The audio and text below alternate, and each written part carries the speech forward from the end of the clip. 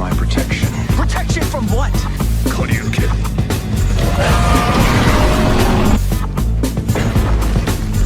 We're gonna be in the new world in no time. This is exhilarating. Get excited.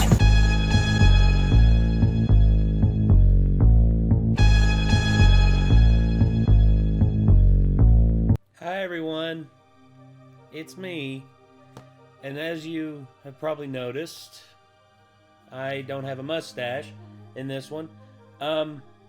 Actually, okay, a little context. I already recorded this. Yeah, I already had this recorded. It was done. I went to listen to the playback. No microphones. No audio from the mics.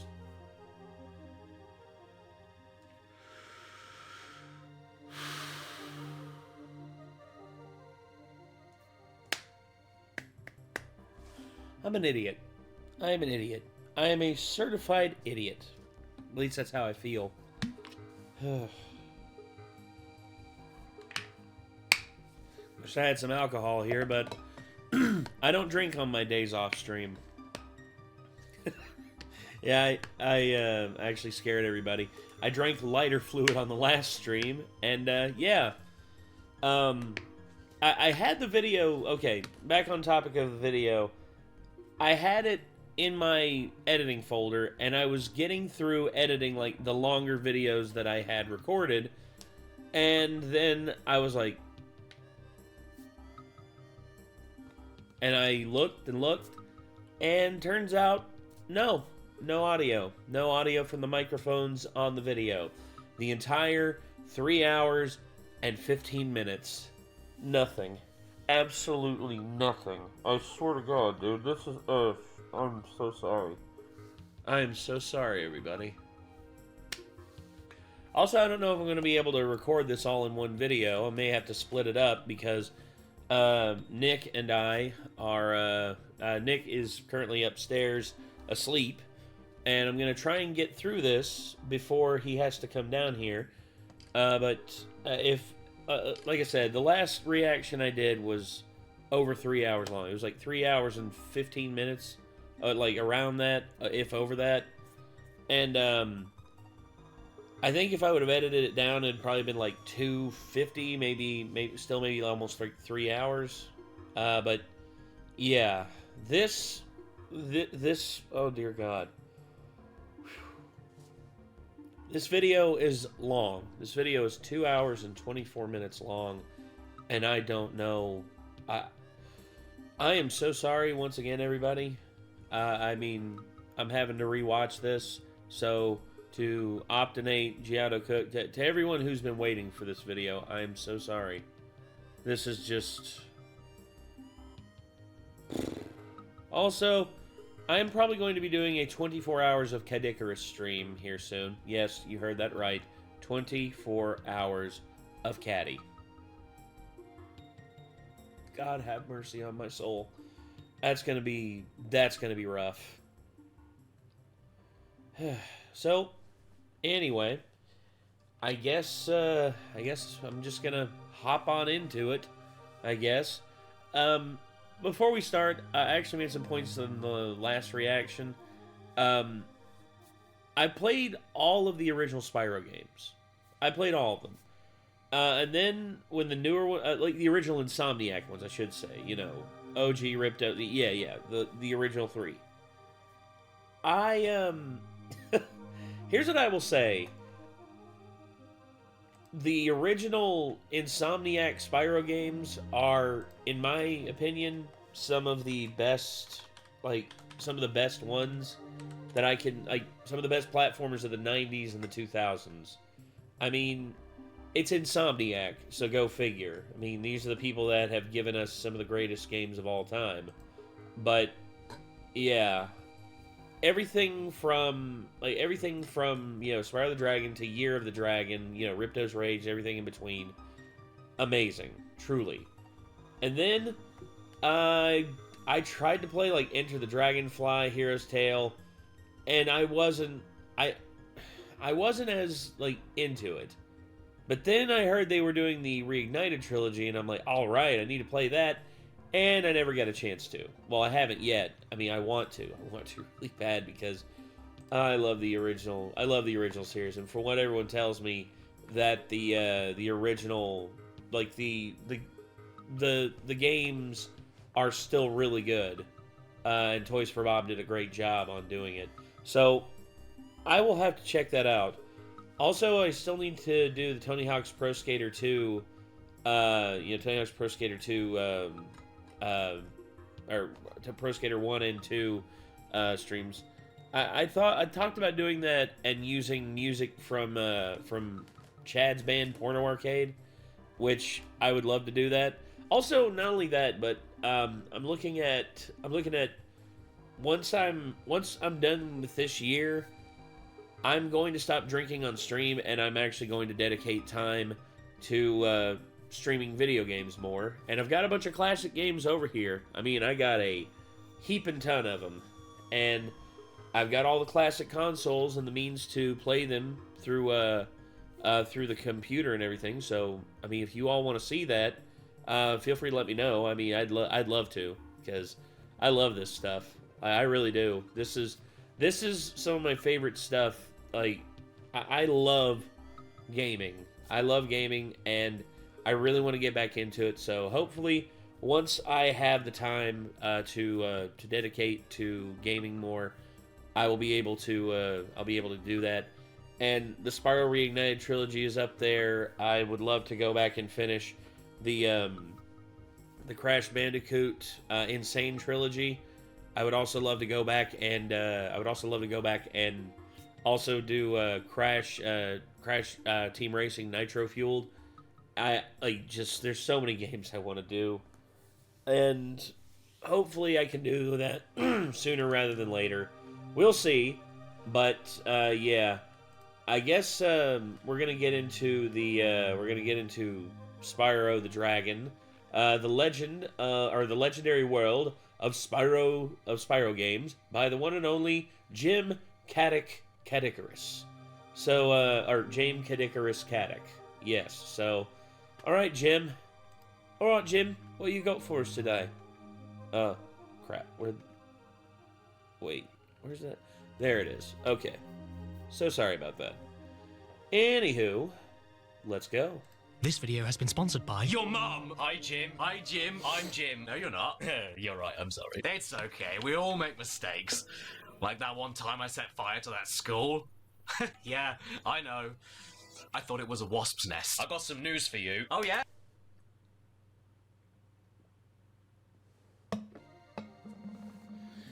Jim, if that's a play on... Okay, I actually made this joke in the last one. I'll make it again.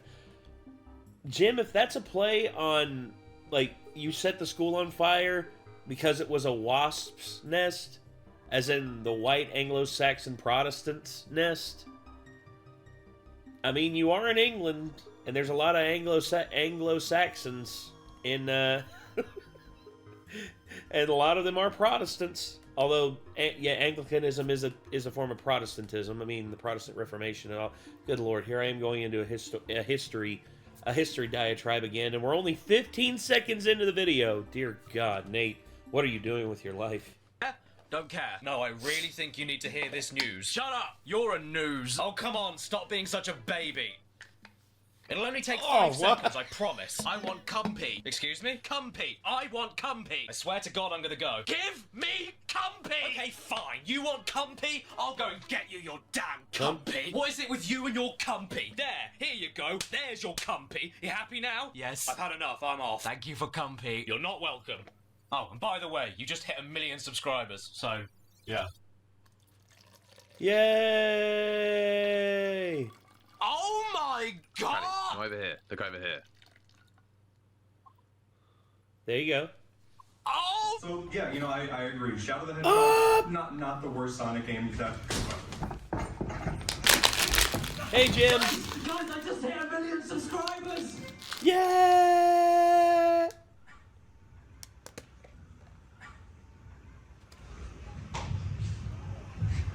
Get out of here! 1 million subscribers. What the hell is that about? Thank you so much, everyone. I don't know, But also, Jim. what the hell is wrong with you? That is a number that I never thought I would ever reach in my lifetime on YouTube. Same. And it's a bit too I special don't think to I'll not ever reach dedicate it. a full video towards celebrating. But what shall I do a video on? It's got to be important. It's got to be grand. It's got to say, I've reached 1 million subscribers. What should it be? I've already made the video and I don't know. So I will go to America right now and ask all of my friends.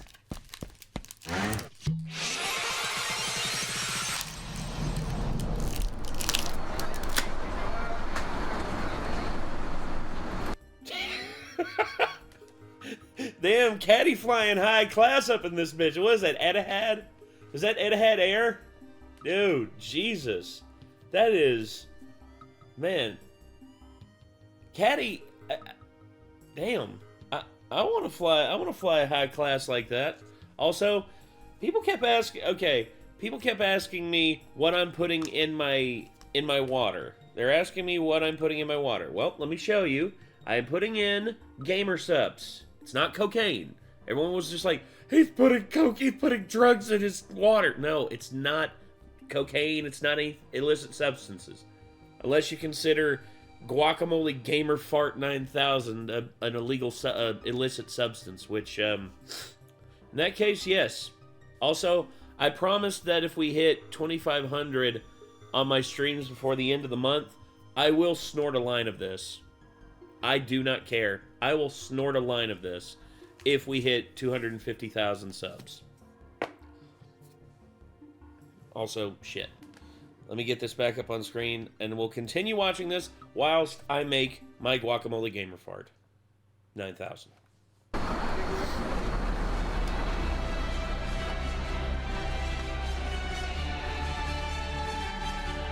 Hey, Spyro! Right, guys, for this video, I want to cover every single Spyro game known to existence on every portable and main console. Is that a good idea? No! Oh, God. Oh, no, this is bad. Yeah, I remember seeing this and just like, okay, you got Peanut Butter Gamer, you got... and Gerard. He who must... career completed. I'm sad he didn't reach 500 games, but at the same time, he kind of had it coming. Anyway.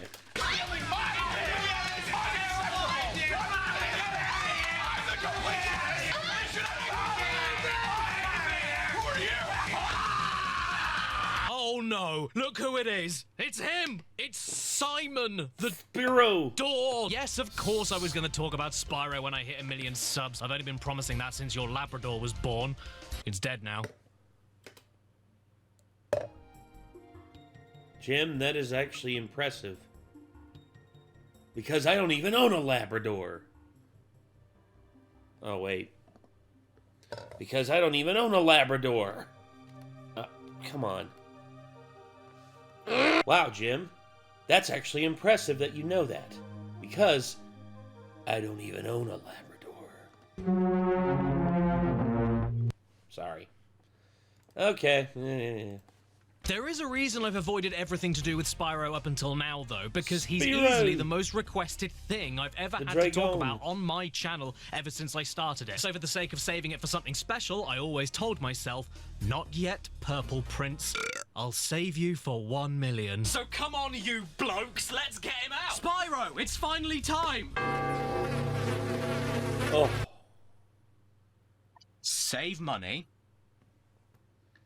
on my mum's hip replacement. And let's be honest, everybody loves Spyro. That's why he was so requested. Who doesn't love him? Like my You do, mom's don't knee you, Izzy? replacement. Jesus. Oh. Hey.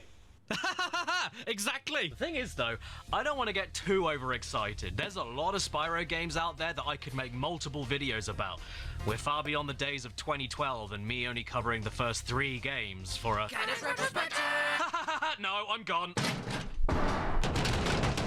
So for this special, I am going to stick to the main console games and the main portable games, go through each and every one of them chronologically, and then show you why Spyro games make me wood.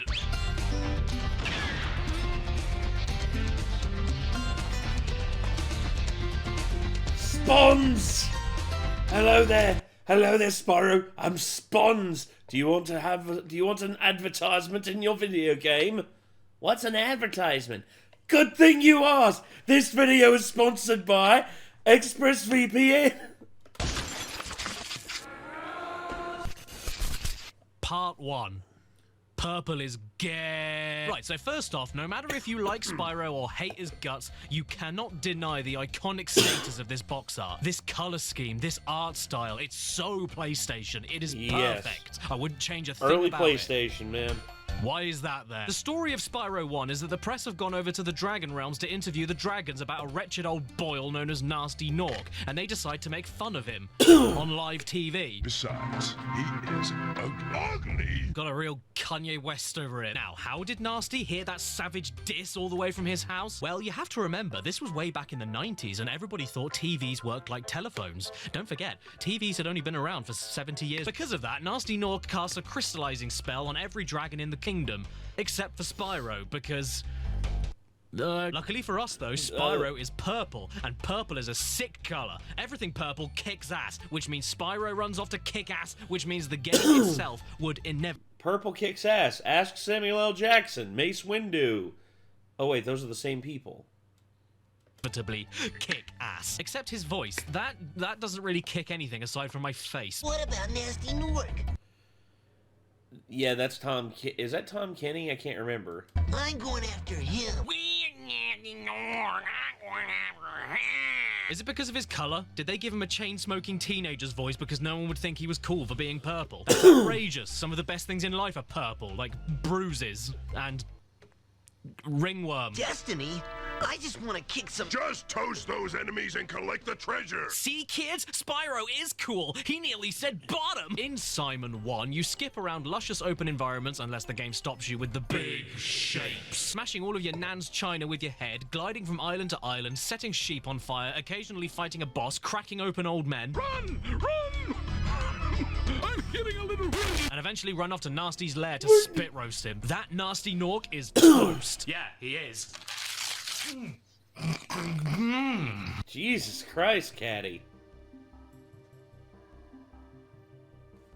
Huh? Hey? Can't beat his effectiveness. I mean, Spyro just spit roasted him with some flames. Caddy bit his fucking head off. And I gotta say, Caddy, that right there was metal as fuck. Yeah. Yeah. Well done, honestly, Caddy. that's kind of it. This is a fairly standard collectathon platformer from the time. Find as many gems, dragon eggs, and crystallized perverts as possible in order to unlock more hub worlds to find as many gems, dragon eggs, and crystallized perverts as possible. But Simon does have some tricks up his sleeve to stick out above your Banjo-Kazooies and your Super Martins. Let's-a go, Yahoo! In case you didn't notice, Spyro is a dragon, and that means he has 5 unique things that make the game work entirely on their own. 1. Dangly skin. Simon not only jumps like every other knobhead, but by hitting jump again can use the loose parts of his back to glide long distances, all the way to Scotland. This isn't only an Scotland! extremely fun and liberating thing to do in every Spyro game, but allows the level design to focus not just on horizontal flat landscapes. Now you can have giant, sprawling, and tall levels based on verticality. You see that glimmering secret pile of treasure far out there? Well, if you get yourself high enough somewhere else in that level, and not from a weed, you may be able to reach it. It's not even a case of you finding the one single place to cross that one single gap, turning the glide function into a situational invisible bridge either. You can glide off of any surface in any direction, which means the designers can hide more secrets in more creative places and gives you a breathtaking sense of freedom and adventure in each level, which can also be tense as hell. Whenever I'm about to make a risky looking glide, I always have this inner fear of, oh my god, I want that stuff over there, but is my glide going to be high enough to reach it? Well, I guess there's only one way to find out, so here I go. But once I'm gone, I'm committed, so I have to be confident. Oh god, I'm not gonna make it, am I? Oh god, Simon, you're gonna die. I'm so sorry, Simon, this is my fault. You're flying slowly towards your coffin and you are seeing it happen right in front of your eyes, but are powerless to do anything. Oh no, please don't look at me, Simon. I'm sorry, please stop making me own my guilt. Please stop looking at me. 2. Bad breath. Instead of any clumsy jumps or precise melee attacks, Simon uses a wide, close-range fire breath attack to kill the enemy Norks or break open baskets for gems. Not only a really fun thing to do, Everything's on fire! Oh my god! but it looks cool, leaves little black ashes behind, and basically guarantees a hit if you're facing the general direction of the breath, since it has such a wide girth. 3. The Girth. The horn. horn. The horn. Simon can use his horns for even more utility than the flame breath. It can break metal vases and baskets, attack basic Norks no problem, and gives you a speed boost, which makes basic running around much more thrilling and quick. I apologize for that. I made that joke the last time I recorded this. When you need to get a move on with your little bum. 4. Whirlwinds. If you jump into a whirlwind, the camera moves downwards and lets you look right up Spyro's 5. Small thing that isn't a dragon and has nothing to do with dragons at all. That wispy little skinny lemon is Sparks the Dragonfly, and he is your health bar somehow. Yellow means you've got 4 hits left, blue is 3 hits left, green is 2 hits left, gone is 1 hit left, and then you keep yourself healthy by murdering smaller creatures that have no ways of fighting back, just like in real life. Hey, don't murder the kitty. Put the kitty down. Caddy, put the kitty down. You are under arrest. But honestly, I couldn't care less about health points. I just want Sparks to look yellow as often as possible, because blue and yellow look like spoiled cheese. So blue cheese. As in the moldy cheese. Yeah, I agree. I don't want Sparks to look ill, so I give him as many butterflies as possible. I will even go all the way back to the beginning of an empty level to top him up if I have to. No small animal is too far away for me to gut. In fact, we do it just for fun in our spare time, don't we, Scott? Hey, the Waz. What? Haha! You can say that again, but here's... Is it? Oh, yeah. Scott. Slaughtering a Canadian goose. I respect you, Scott. At least he's choking the goose instead of choking the chicken. What? Yeah. You can say that again. But here's where things get interesting. On their own, the moves that Spyro can pull off are pretty sweet. But when you mix them together... Whoa. You get big enemies that can only be flamed and armored enemies that can only be charged with your horns. Then you get enemies that are too big to charge but also armored from your flame, so a new weakness needs to be discovered. You get collectible dragon eggs that are stolen by thieves that are too quick to be flamed, so need to be charged towards all over the level while they go... This noise triggers my stomach. Na. You get supercharge panels on... I hit the wrong thing.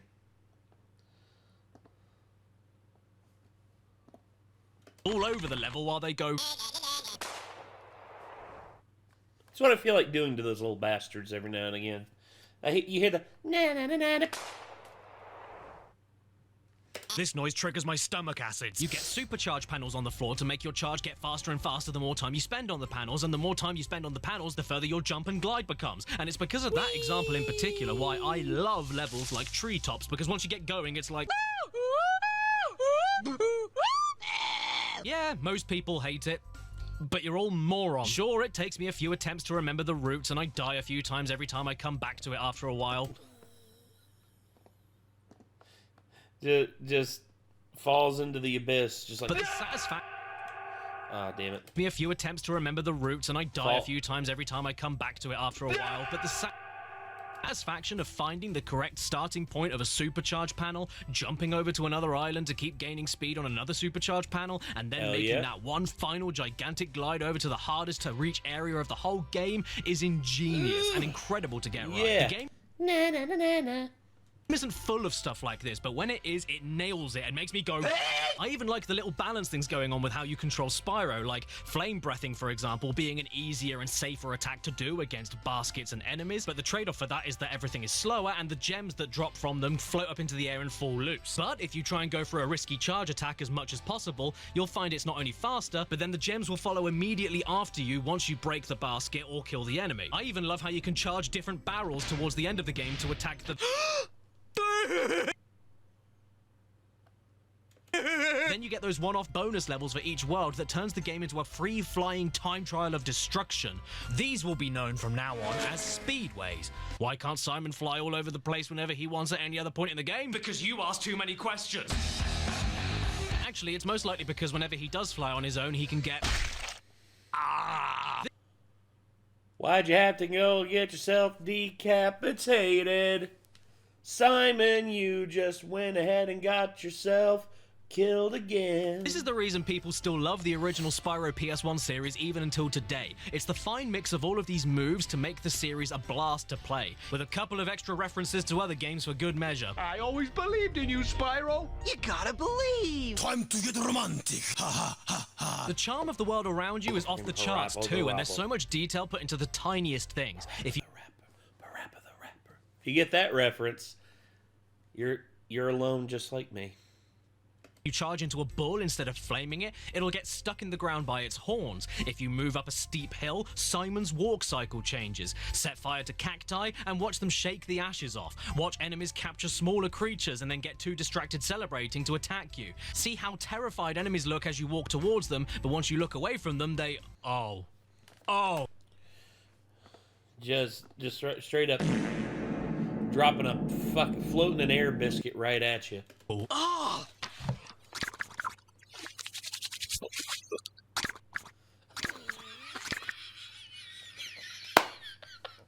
That's actually really good. He loved this fat ass.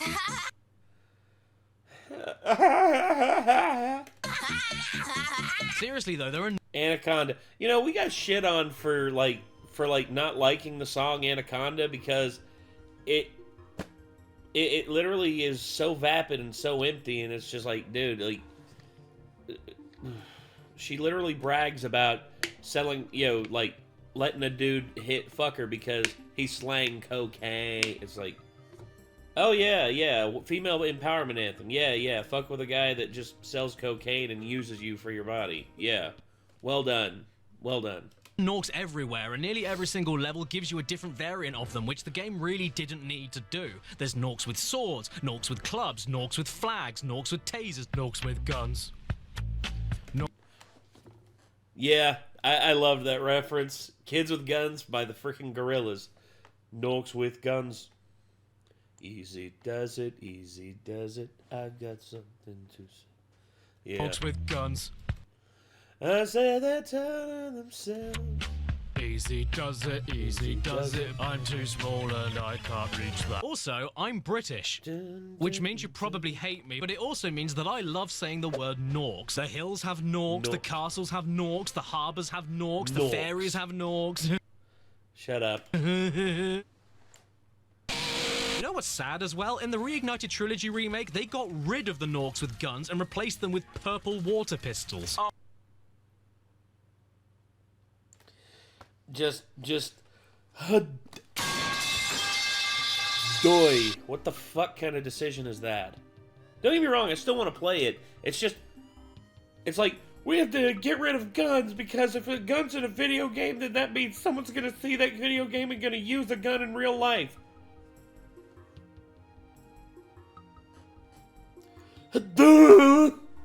Oh, come on now. What? You don't like seeing guns in your video games? What are you, a cuckwoke? And hey, I may really dislike Spyro's voice in this game, but the other dragons you rescue are another thing entirely. Spyro, my friend, how about a hint on gliding? How about you get fun? I love all of these guys. They're only ever on screen for like 5 seconds each, but they're the most memorable part of the game for me. Ever since you're a wee puff of smoke, we've known, I forget. They mostly serve as hints and tips when you find them, even though the hints are all horrible. Big enemies like this Gnorc with the club cannot be charged, but a quick flame, that should defeat them. Yes, I already killed that guy to rescue you. What are you talking about? Did you know that you get your longest glides by pressing X at the very top of your jump? How do you think I got here? Flame won't harm metal, but charging with your horns, that should do the trick. This is World 2. I've been doing this for the last 6 levels. Are you senile? Be careful, Spyro. This boss has many tricks up his sleeve. What does that mean? Some big Norks up ahead are wearing armor. I don't blame them. They're very sensitive. The best line in the entire game, though, easily goes to Cletus. My man Cletus. What does he say? Spyro, it's great to see you, but I've got to go.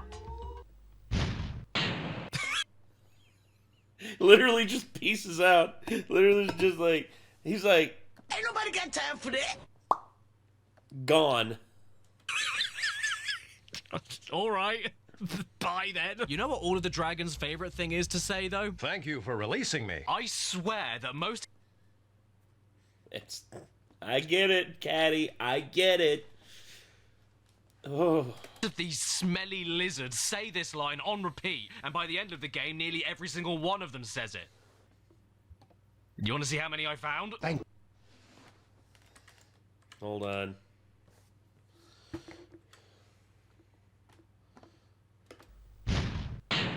Yeah, Cletus just pieces out. All right. Bye then. You know what all of the Dragon's favorite thing is to say, though? Thank you for releasing me. Bye then. You know what all of the Dragon's favorite thing is to say, though? Thank you for releasing me. I swear that most of these says it. You want to see how many I found? Thank you for releasing me. Thank you for releasing me. Thank you for releasing me. Thank you for releasing me. Thank you for releasing me.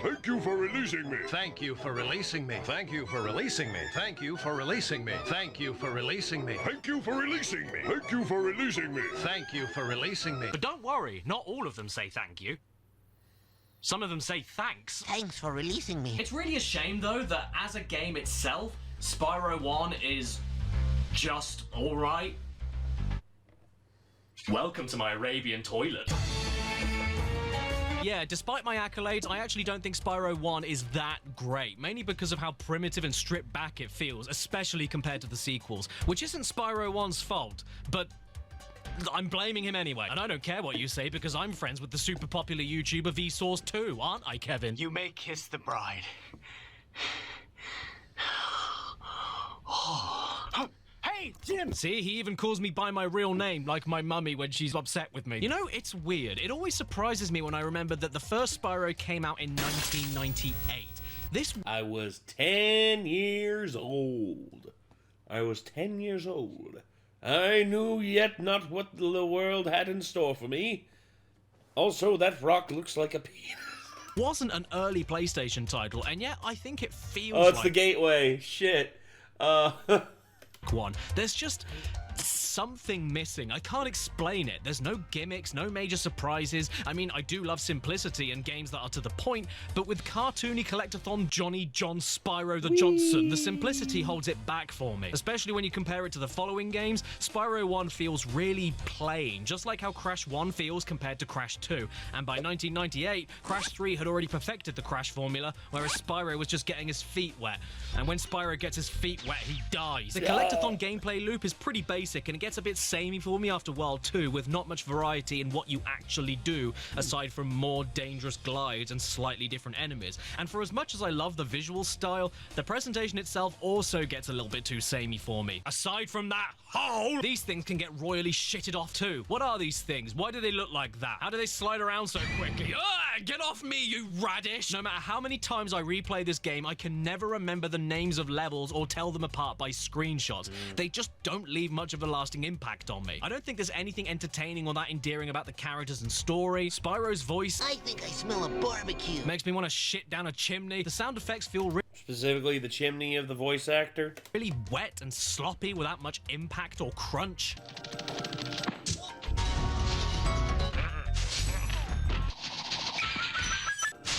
The charge controls are pretty damn loose and slippery. The charging jump height is shorter than a stand for a toddler trying to reach a sink. The glide can sometimes feel really heavy that doesn't always make its target even when you feel like it should. And then there's all the little things that add up over the course of the game. You hit these and then jump over them to get the gems. Why? It's awkward. If you miss it, you just do it again. Waste of time. These things you breathe fire on over and over again until they pop. Pointless. Why am I doing this? Waste of time. This rolling mechanic? Useless. I only find it handy on these single dog enemies on this single level because everything chases you down anyway, even if you rolled. Waste of buttons. Then you have the soundtrack, composed by one of my favorite drummers of all time, Stuart Copeland. It's a soundtrack beloved by basically everyone. And I think it's... It's okay. It serves a... Oh my god. If he starts speaking in an Indian accent... I know what happens, but anyway. Yes, it's that Stuart Copeland, the drummer from the all-time classic rock band, The Policeman. And look, I don't hate the music. It's good music. In fact, it's one of Barry Kramer's favorites, and he's going to play a little bit of it for us right now. What? Take it away! But I don't get the undying love for this game's soundtrack in particular. I think it's way too spacious and meandering for the kind of game that this is. And if you tied a rope around my neck and asked me to match which songs go with what levels or else you'll hang me, I'd say, I don't know. But then I'd say that anyway because I don't mind this. Don't get me wrong though, when the visuals and music come It's basically jokes on you, bitch. I'm into that kind of shit. Together into a gourmet, creamy cereal, it's downright incredible. Now with added hair. My go-to example being Dark Hollow in World 1.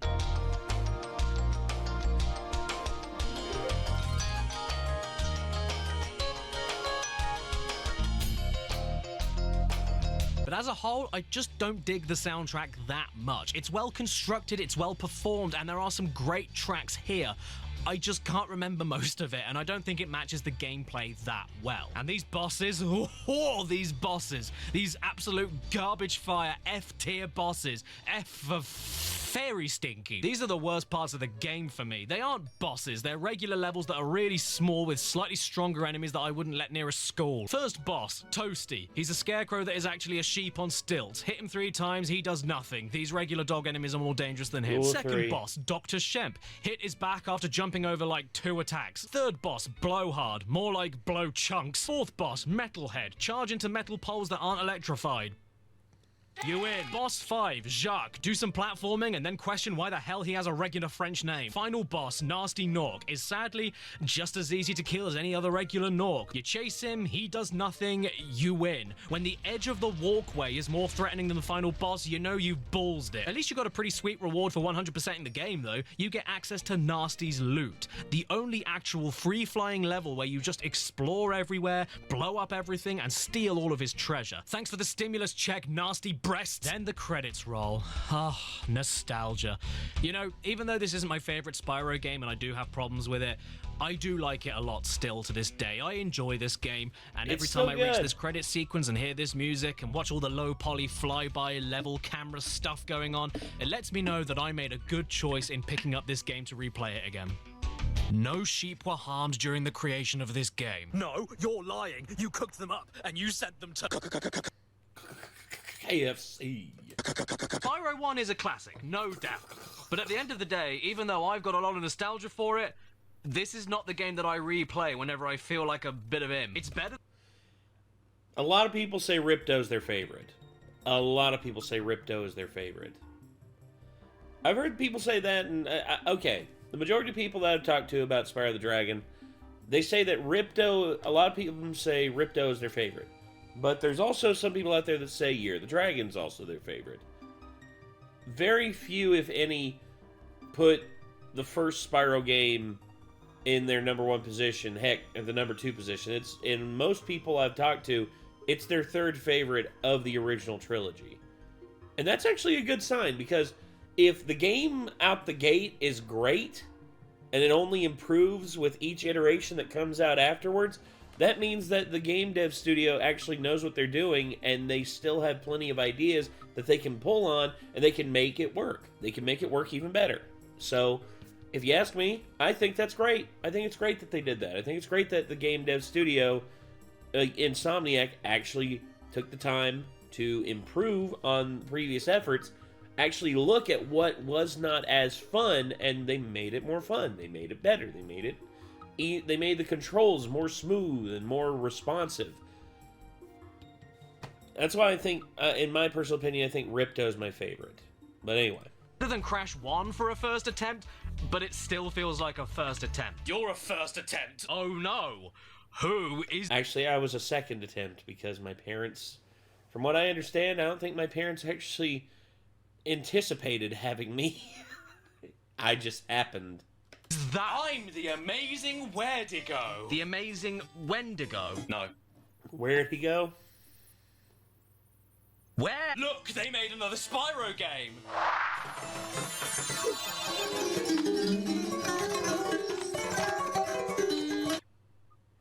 Now this is where shit starts getting good. Thank you, the amazing Where'd he go? Oh, fuck! Yes, you lads, it's Spyro 2. He's back, and I'm back.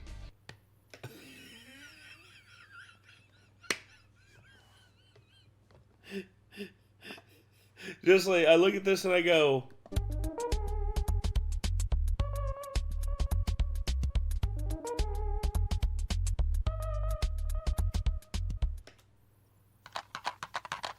Look alive, everyone. It's Simon 2, Ripped My Ropes. Or, as I personally know it, Simon 2, Great, a Garden. To be honest, I prefer the European name of Gateway to Glimmer against Ripto's Rage, but I will admit it is strange. Glimmer is just the first level of the game. You're... Okay. You see, I mean, he's allowed to like, Gateway to Glimmer better than Ripto's Rage. I think Ripto's Rage sounds badass. I think it sounds pretty damn metal. I would give the title just for Ripto's Rage alone pretty metal. Sorry. I'll stop using the math chart. Never looking for a gateway to it. That'd be like if this was called Crash Bandicoot Sand. Straight away, we've got much better cutscenes with actual story in them. And boom, bang, bing, we've got new characters who are better than anything we saw in Spyro 1. You've got the Professor, who's a bastard mole, digging up all of my lawn! You've got a... You motherfuckers are going to kill my lilies! Oh. Laura, who's a... You motherfuckers are going to kill all my lilies! Orn, you dork, and Hunter the Cheetah, who always looks like he wipes with his fingers. Even Simon's voice is improved. And then he licks them. Ugh. I just made myself sick. Is this rain ever gonna stop? I've forgotten what the sun looks like. If you don't know, that is the voice of Tom Kenny. And if you don't know who that is, I'll give you a hint. Now they've set up force fields to separate us. If you can find diodes, you can use them to turn off the force fields. I wonder where I've heard that voice before. Of course, Scooby-Doo. It's fucking SpongeBob. Come on. One thing, though. Why, only in the cutscenes, does it sound like the voice actors are spitting into the mics? That's exactly the point. A dragon is our only chance of stopping Ripto. Betty Botter bought some better butter, better than the bitter butter, so she put it in her bitter batter. Oh, there's also the new... Oh, gosh. baddie, Ripto, who is very small and angry, and that's basically all there is to him. I never really understood the love for him as a villain, I'm sorry. And these three bozos accidentally summoned him to their world, so intercepted Spyro on the way to his holiday. Oh, sorry. Vacation. Yeah, your best friends in this game kidnap you and hold your holiday hostage until you fix their big messy. Thanks so much, you woman. Donkey. Spyro 2 as a game, though, is basically... A wonky? Spyro 1 again, but everything is better. Literally everything. It's like jumping from Crash 1 to Crash 2, or pre-vomit to post-vomit. And I'm far from the only person that thinks that, right, Dradex? Because I hate Spyro 2, and Spyro 3 is somehow even worse. Yeah, you're right. There's just so many quality of life changes here, it's not even funny, and it all comes together perfectly to make me go... The glide falls a little bit slower to make long jumps easier, the charge control's a lot tighter and lets you jump higher while charging to make rushing around levels twice as easy, Sparks the Dragonfly picks up gems from further away, he eats butterflies from burned animals much faster than Spyro 1, the camera moves around you a bit faster, the sound effects are guttier and have more punch to them. Yeah, sound design for Spyro 2 just knocked it out of the park, dude.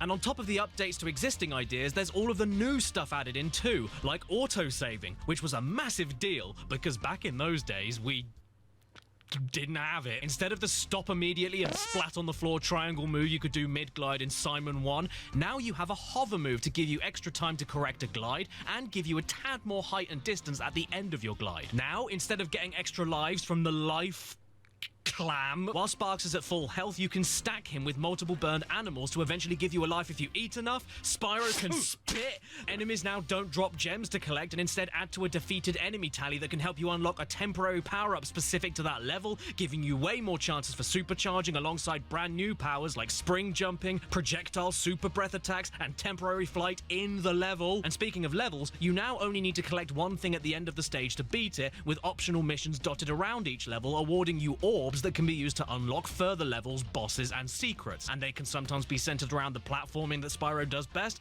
or something totally new and different like hockey matches against this freak, various puzzles hidden around the stage, or blowing up a load of UFOs piloted by and to top it all off, when you collect everything, you get a little dote! The Speedway stages return and are exactly the same as previously. Okay, that wasn't new, I'm sorry, I don't know why I mentioned it. But now, after you beat the main time travel challenge, you can then freely explore the Speedway level without a time limit to find secret hidden characters to talk to that then give you more unique orb missions that change up the gameplay even more. And then you can end your day by being a flag-burning, filthy hippie. Yeah, down with vegetables. Oh yeah. That's a movement I can get behind. Yeah, there's also way more cutscenes now too. Some for entertaining story bits, and others for whenever you enter and exit a new level, just to give them that extra dash of personality and depth to them. I like them. You see what the problems are in the level before you get there, help them out, then you fix the problem and see what happens after you leave the level. It's like mini stories within the main story. It's really cute. But as a kid, I hated the Aquaria Towers one. Poor little seahorse dying from lack of water and being baited over and over again for a drink he never gets. Just give him the damn water, you wretch! This isn't Saw 3! What's cool though is that every level has inhabitants to talk to now, and they're nearly all fully voice acted. The only other thing you could interact with in Simon 1 was the balloonist, and sorry man, not only did you not actually speak, but you were only ever good for being a stepladder. Even the fairy checkpoint talks to you now. She's called Zoe, and she likes to pitch shift her voice at random. That zap means that if you get into trouble, I'll return you to this place. Each time you defeat an enemy, it will release a spirit particle. What's up with you, Zoe? Have you got a bad cough? The water workers have boxed up most of our baby turtles. The boxes are incredibly strong. Oh no, what are we going to do, Gromit? But then there's another character introduced in this game that would go on to become a Spyro staple. A character that dredges up the worst of a human being. A character that inspires fear, hatred, spite. Bags. Hello there, Spyro. Would you like to learn to swim underwater?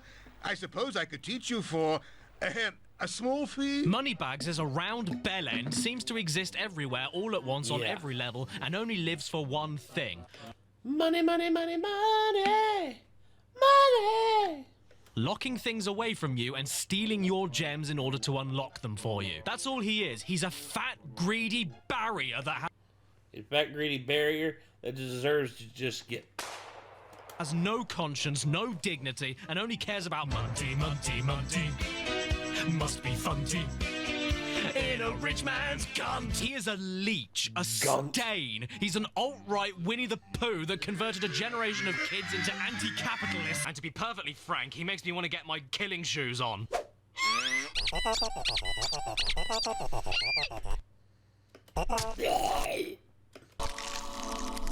What a sweet relief. In fact, yeah, just kill him. Just freaking kill him. In fact, I don't even think that any furries like him. Let's ask one. Oi, Adam! Alright, E621 Spyro _the_ dragon space order : score enter. What? See, it doesn't do anything for it. Oh, what's that? You want to sell me a trip on a submarine to get by a load of robot sharks? Pfft, I don't need any of that. You're scamming me. Look, see, I don't need to... Okay, fair enough. Oh, look at you there, Moneybags. Are you a little cold from the snow? Oh no, wait, it's just your soul! My favorite thing to do with him is actually use a double jump glitch in level 1 to not only completely ignore him and his stupid bridge, but also use the same glitch to get on top of a ledge that I'd also need to pay him later on in the game to learn how to climb, and then finish off the rest of the level without paying him a cent, meaning that I can then afford his swimming lessons right after level 1 without needing to go into another level first to try and save up enough. This has been a money-saving tip with Daddy Caddy. Thank you, Caddy. I appreciate the information. Next week, we'll find out how to stop yourself from spending your own money by learning how to keep pennies in your ass. The levels are bigger and give you way more stuff to do and leave a longer lasting impression, but they aren't so big as to make you go, oh no, I can't eat that. And the music is miles better as well. In fact, I'd go as far as to say it sucks. Milkshake through a big straw. It's way more creative, zesty, multi-instrumental, and more percussive. There's even vocals on some of the tracks, my favorites being the one that sounds like a meditating Mr. Bean.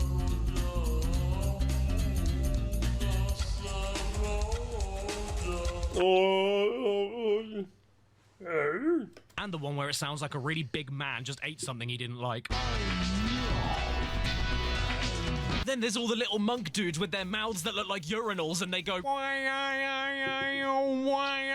If you ask me, though, the award for best line in the game easily goes to... Even though I'm a vegetarian, I think you should kill that Yeti. He's so hardcore about killing an animal that he even goes off script. Kill! Oh, by the way, I have a theory about this game that I don't think anybody has ever brought forward before. Hunter is Ripto. And no. I don't mean just because of their exact same size. Other characters in the game are all like, can you help me tie my shoelaces? And then you help them and they reward you. But Hunter, he deliberately bricks himself in igloos and hides orbs from you until you nearly kill yourself on a jet ski parachute. He won't give you 2 orbs that you desperately need to save the world unless you run around in a sub-zero cave catching crystals to amuse him. He won't give you the items that you need to defeat the man that he summoned himself until you jump on his captured manta ray and follow a seahorse through a bubble of fart. He plays dumb, but he's not dumb. He has like half of the orbs you already need in his pocket and just doesn't give them to you because Lamau. And have you ever noticed how you never see them together on the same screen? He's the bad guy here. He is Ripto. I also love the way that so many characters have that low poly PS1 over-exaggerated head and mouth shape too. They all look like talking drum cymbals. Hi Hunter, I'm Spyro, and I want to burn all of your incriminating documents. Gee, thanks, Spyro! There's even this one level where you run around and find all of the bones of a skeleton to put him back together. How beautiful is that? It's so good to see my friend looking healthy again. Does he? Oh no, what does that mean? What's gonna happen?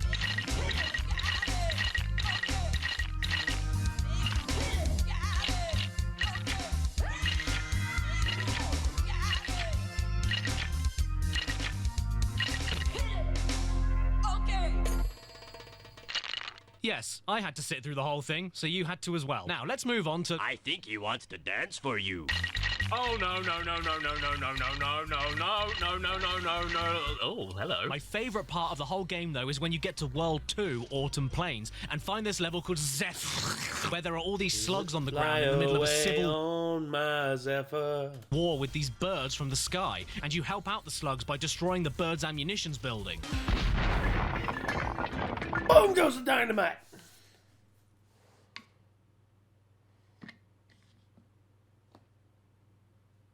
Wow! What an explosion! My disc is a little scratched. But then immediately after that is another level called Breezy Windpipe, where you go to the homeland of the birds in that same war, and then you help them get their airship running again so they're able to counterattack, ensuring that the war can rage on for many years to come. Spyro is indifferent to global relations. He is a war profiteer. I love Zephyr anyway, though, because there are these baby birds that spit ammunition from mother birds, dropping it from the sky into their mouths, and when they don't have anything, they're like, Mummy, I'm hungry, feed me, Mummy. Oh, you're hungry, are you? Yeah, well, I've got you. Feed him some flames! Your mummy right here, you little scab! Then there's a bit where there's a slug named Romeo and a bird named Juliet in a tragic star-crossed love on the battlefield, and you need to reunite them in this extremely fun magic seed platforming puzzle, where different platforms grow in different soil, and when you want the seed back, the soil clenches like a bumhole, and after solving the puzzle, Juliet sounds like this. Romeo!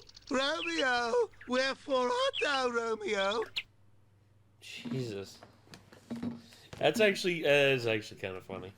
Oh, There's just so many fantastic moments here. How about that mission where you have to get the professor's pencil back by trading an egg with a nest that spits out a seed to go into a plant pot that spits out a rubber duck that goes to the duck family to give you a turnip? What? Okay. Which then needs to go into a cauldron which spits out a coin that goes into a water fountain that gives you a very soggy pencil. It's so good, man. And how about the secret agent that sounds like, I'm a secret agent. And when I'm a secret agent. he's looking around to make sure you aren't following him, he does that. That is how I'm looking around for things for the rest of my life. And the robots in Metropolis, they're adorable. Listen to them. These elevators need serious work. I'm surprised they don't sound like this. They don't sound like, these elevators need serious work. These elevators, they're great elevators. They go up and down. They don't go side to side, but still though, they go up and down better than any other elevator in the world. They're the greatest elevators in the world. Yeah.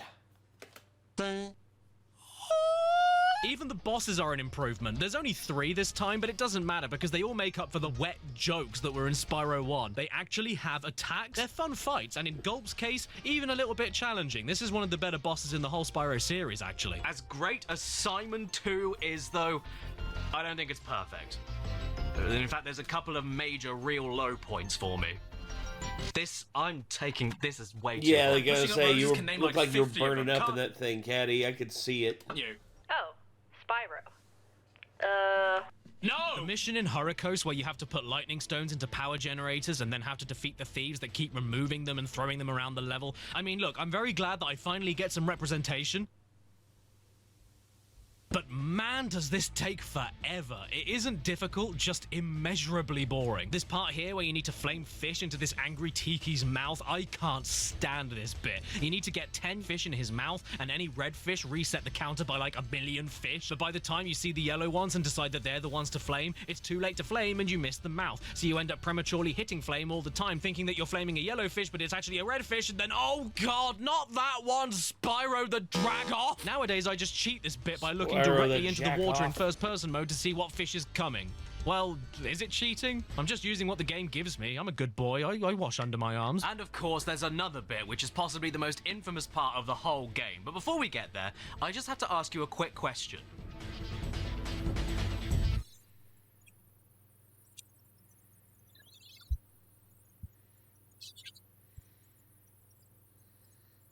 Yes, Caddy? Trouble with the trolley. Okay, well actually, get ready for me to be a contrarian. God. This isn't hard. It's not easy, but it's really not that bad. I don't know what you're talking about, you whinging wets. In fact, while recording footage for this video, I finished the mission first time and then had to start the mission again and deliberately blow up in order to record the guy saying, "Trouble with the trolley, eh?" I mean, I don't know what to add. It just isn't that hard. And you know what else isn't? The turtle soup mission. Yeah, I said it. What's the big deal? Just keep looping around the pipes that they spawn from and then knock the turtles away if you come across them. They'll bounce all over the place and it gives you plenty of time to get them back in the water. What's the big deal, you baby bitch buggers? And the dinosaur egg hatching and eating the village people. Yeah, sure, I failed this one like once or twice, but once you get the pattern down, it's just like Simon Says. But if Simon only had 8 Simon noises for you to copy and then Simon played the same Simons every time you Simon. And what about the bombing genie mission in Scorch? Not a big deal either. Did it on my first go. Here's a tip for you if you're struggling. Stop charging after him and stick to the wall so that you avoid most of the bombs bouncing off of them. You can't rush this bit. Just go slowly, especially around the steps. You're gonna hate it if you try charging, trust me. Nah, mate. You want to know what the worst mission of the game is? Will you escort me past those earth? It's always the fucking escort missions, dude. I hate escort missions. Shapers? No! How about instead you suck my nads? I hate this. I hate this so much. Why didn't you remind me I had to do this, Fushi? Oh, Spyro, you're such a bad dragon, aren't you? Yes, I am. Everything they say about VTubers is right. So you've got this motherless goat who has a potion to give Hunter because he wasted his month's rent on a new pair of concrete Nikes, and even though the goat is literally next door to where Hunter is... Wait. Caddy. Say it again. Pair of concrete Nikes. Okay. I need to show you all these. This is a pair of dream shoes if I can actually get my hands on them. Yeah. This is yeah. Oh, baby. Yeah. If I could get my hands on a pair of these. Are these the... Nope, that's not it. I'm looking for the, Come on. Ah, there they are. Now these right here, if I could get my hands on a pair of these, it said concrete, but these are the Jordan 4 cements, as in like this. Look at right there. Look at the cement pattern, all on the shoe. Oh, baby, it puts me out, dude. Honestly, this is like what I love. I love the cement. Like, they also have, like, the predominant ones are the white cement grays, which, you know, these are also really good. But if they make a black pair with the cement on the bottom, oh boy. But yeah, this right here, I love this look. These are easily like some of my favorite Jordans I've ever seen. I have a pair of Jordan 4s, like the re-release, but I was not able to get my hands on a pair of those, and it still hurts me. Anyway, sorry about that. Back to this. And even though the goat is literally next door to where Hunter is, he momentarily forgets how to steer his own legs and ends up going on a cross-country marathon instead, deliberately walking right into all of the enemies, changing his mind on where he's going all the time, getting in the way of you rushing around, and you can't get rid of the enemies. All you can do is knock them back temporarily, so getting them all out of the way of him in advance won't work. And the best thing, the 10 out of 10 Game of the Year best thing that happens is that if you finish this mission, Hunter then says, "Thanks for getting me out, Spyro, but you need to learn a new move to help me kill all of these monsters, so come back and find me again when you learn it." So you carry on playing the game, learn the move, come back to the level to help out Hunter, and he couldn't wait 5 minutes to put his Adidas stones back on, meaning you've got to do the first part of the mission all over again? What's that? I already have this orb? I had no idea. But anyway, you finish the game and do everything. You get the orbs, grab the talismans, run away from this horrific face, and wonder who decided to bring back the bush munchers from Spyro 1 so you can place an Aztec curse on their family. You finally beat Ripto, and he just accepts his death. Oh, screw it, I can't win. Everybody's... Yeah, he basically just dives headfirst into the lava, just like... Sorry. Celebrates, Hunter sits on Moneybag's face, and we finally go on a holiday in a lovely final cutscene. It isn't a cutscene. I got you. Dragon Shores is the final level that is literally just a fun fair that rewards you with tickets in order to unlock a theater to watch the game's cutscenes again. Internet. You play a game of water dunking, ride a roller coaster with a cannon to pop balloons, go to a duck shooting gallery, and never question why the biggest enemies from the first game are now welcoming you into a dark room inside a theme park with no one else in it. And you know what? I also really like the little love boat tunnel, because it taught all the kids that played this game that you can love whoever you want. You can love the same gender. You can find love even if you're a smelly, hairy yeti. If that's not your style, you can be on your own. You can have a three-way, what? You can love children. Excuse me? And after... What now? For all of this, if you found every gem and every orb in the game, you unlock a door that grants you a permanent super breath attack, which is now obsolete because the game is already over. Screw off. Unless you do a Tiger Woods. What, cheat on your wife with multiple porn stars? And cheat? Yeah, just... Yeah. Quit the game and then start a new game that overrides the completed save file, and voila, you now have super breath from the minute you start the game. How sick is that? And that's not all that you can cheat. Do you want to make Simon look like he has leprosy? Because you can do that. What? That's still not enough? Well, how about a big head mode? Yeah, you can do that too. Finally, a game character just for me. What? Is that still not enough? Well, how about this? You put Spyro in a trouser press. The end. Okay, so where are we? We've done 1, 2, 3. Oh, look, everyone. It's my good friend Face. We are now on game number 3, which is how many straws I need to drink my orange juice. Ha! You are so full of fact. Give me another one. Most people buy 1 face wash, but I have to buy 3. You are full of surprises, Face, and so is this game. Spawns?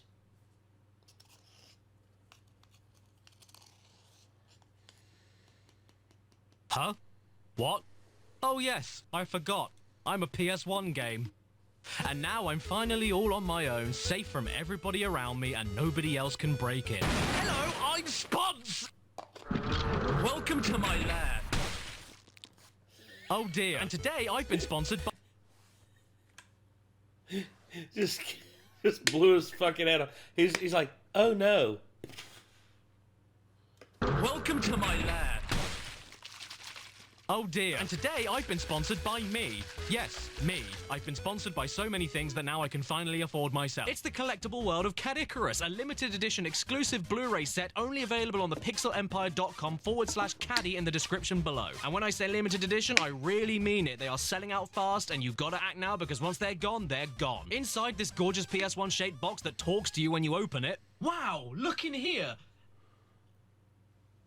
Hello, I'm Spons! You'll find the Blu-ray disc itself with over 5 hours of Caddicarus content not available anywhere else on the internet, such as a Caddicarus episode all about the history of his 11 years on YouTube, a guided PS1 collection tour, a Hidden Block reunion podcast, and so much more.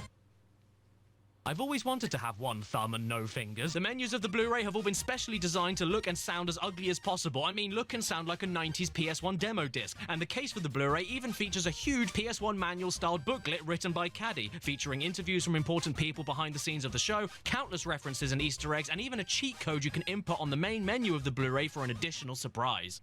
No, I'm not going to tell you what it is. Find out yourself, buy it. And whenever I'm taking a ride on my favorite hurricane and praying it doesn't stop over the sea, I like to mention the other things in this box set, such as the exclusive sticker sheet, a double-sided movie poster, 3 exclusive pins for your bag or your face, just make sure you clean the wounds, an extra large sticker to show off what a huge sellout you are. It's the closest you'll ever get to touching the real Spons. Get used to it. A chance Come on. Wants to grab one of 3 Crash Bandicoot Relic tickets for a variety of different awards like signed Caddy U2's figures, face-to-face Zoom calls, and $10 to $100 of Pixel Empire gift cards. And to top it all off, a hand-signed card with a scratch and sniff of Caddy's beard. That is not a joke. Do I look like I'm joking to you? I shouldn't need to explain to you why this is so cool, but I just did. And please buy it because this PS1 animation wasn't cheap. Wow, wasn't that an interruption? Here's the rest of the video. Spons, come in, Spons. Are you there, Spons? Spons! Spons! Oh boy, everyone, it's Simon 3. Yay, a donut. The final in the original classic trilogy made by Insomniac Games, and what a fitting developer, because as a kid, Spyro 3 made me into an Insomniac. I adore Spyro 3 with every nerve ending, and every time I pop it in, it makes me want to... The hills are alive with the sound of... The hills are alive with the sound of... Who let the donkey out? The hills are alive with the sound of... 6-year-old me played this game until he ate his own hands off. True story. It's the best game of the original trilogy to me, without a doubt. I know people think it's the second one, but this game has a kangaroo doggy paddling in a lake. You're wrong. Is it because of nostalgia? Yes. Oh, sweet. You can pick your save file icon now? I don't know. Who should I pick, Vinny? What? You're right. banana. So to kick things off, even though I love Spyro 2's characters, I was never really fussed about Ripto or whatever his beef was. I didn't find him that funny, that entertaining, or that endearing, which made me not really care about what he was planning to do. But this time, I actually kind of cared about what was going on. You've got this haggard old minger called the Sorceress, who's so hefty you could send her out to the front line, and her apprentice, Bianca, who have decided to steal all of the baby dragon eggs that came from all of the adult male dragons. Very progressive, Spyro 3. Well done. And instead of stealing them and taking them back to their secret lair, they decide to just leave the eggs all over the damn place for anyone to find. Good plan, guys. I'm sure this won't rear up and ram into you. Those eggs belong to us now, and I've hidden them in places you'll never find in 1,000 years. The first egg is right next to where she was standing, and that means that this game's collectathon bread and butter are these dragon eggs this time, used to unlock more of the game. And the eggs are just so giddy over being found that they birth right in front of you, with no mess. Did that bow form in the uterus? You also have these baby dragons that don't like being caught unawares, and... Does this mean the dragons have Jenyns? Now somebody... I don't know. As nasty as this old bint stealing all of these adorable little babies is bad enough and already makes her appear more like a threatening Cruella de Vil, except scaly and large. But as the game goes on, you then discover she wants to kill them all and rip off their wings for a new spell she's working on. It's not even like she wants to eat them to keep herself alive or anything like that. She just wants to kill them so she can try a new magic trick. If that's not evil, I don't know what is. This causes Bianca to change her mind about being evil, takes her hood off, and that makes Hunter go, "You're a fine-looking woman." Taking that all aside, though, I also really appreciate how much more the gameplay and story are integrated together. There's way more cutscenes showing off what a cow the Sorceress is, which builds up to her final boss really nicely. Throughout the whole game, Bianca keeps appearing out of nowhere and taunting you. And even with the levels in each world, instead of just going through each of them, helping the people out, and then getting a magical thing to open a door to get closer to the final boss, instead you go to the levels, help the creatures out, and then as thanks, they all work together to build you a new transport method to get to the next area where you can find more hidden dragon eggs. When Hunter gets kidnapped halfway through the game, for a brief amount of time, all of his side missions and all the levels are unavailable. So come on, get on your ass and save him so you can come back and get more dragon eggs. Everything you do in Spyro 3 has a reason, and it just fits into place better, you know? As for the game itself, well, everything that Spyro 2 did to improve on Spyro 1 is here. Everything from the controls to the weird and wonderful character designs that talk to you like they're grazing in a field. Hello, I'm Steak. Did you ever wonder where your milk came from? Yes.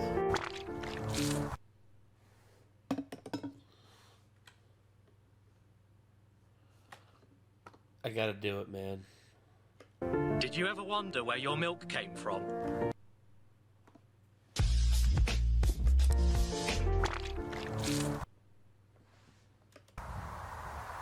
Yeah, me too. But in my humble opinion, it's just Spyro 2 Plus. It's Spyro 2, but even better. Not by much, they're still both incredible games, but this one beats it out for me just slightly. I mean, yeah, they removed the charming intro and outro level cutscenes, which does mean some of the levels start with, "There are Rhinox everywhere, kill them!" and end with, "Here, take this egg." But everything else for me was chipped off and polished into the ultimate Simon experience. The camera is panned just a little further back to let you see more of what's around you. None of the temporary power-ups are gated off by enemy defeats. You can stop skating while ice skating now. They brought back way more long gliding platforming sections and secrets that Spyro 1 had, alongside more chances to supercharge than Spyro 1 and 2. Every character around you reacts to being set on fire now, which is a lot better than Spyro 2, where they just stand there. Menacingly. Defiantly. Walk away, bitch! You know, not that I flame the characters that much anyway, because so many of them are too adorable and I just want to help them out with their problems. Our sun has gone out. Well, shit, you're dead. They even added races to the classic Speedway obstacle levels.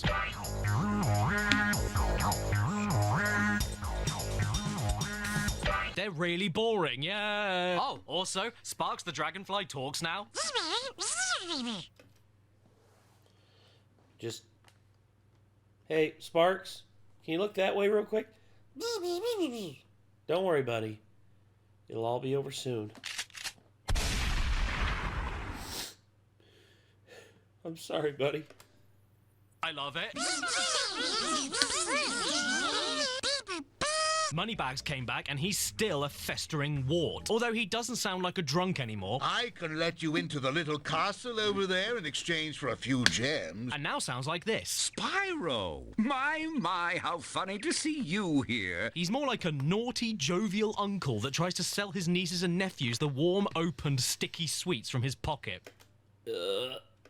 You know, bollock sweet. So yeah, he's back to make your life miserable, and so is the caveman with his skeleton friend who's lost all his bones. And yes, he even does the bone dance again.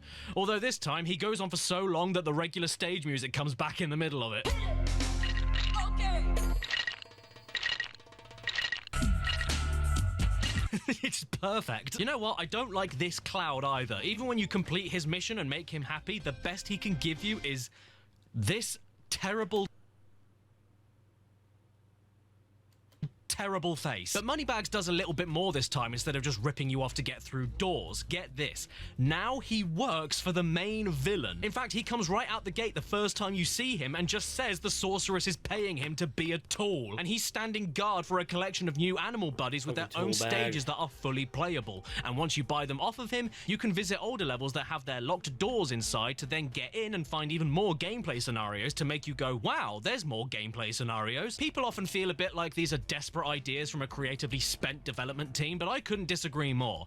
They're desperate ideas from a creatively strong development team. First off is Sheila the Kangaroo, an adorable little muppet that takes the standard gameplay and flips it on its side to be about vertical height exploration more than long distance gliding. And I find her levels extremely fun whenever you launch into the air and smash downwards. And according to the Reignited trilogy, she isn't female unless she has pigtails and a vag. Next up is Sergeant Bird. And just like that, with the wave of my wand, you're a secret spy just like James Bond.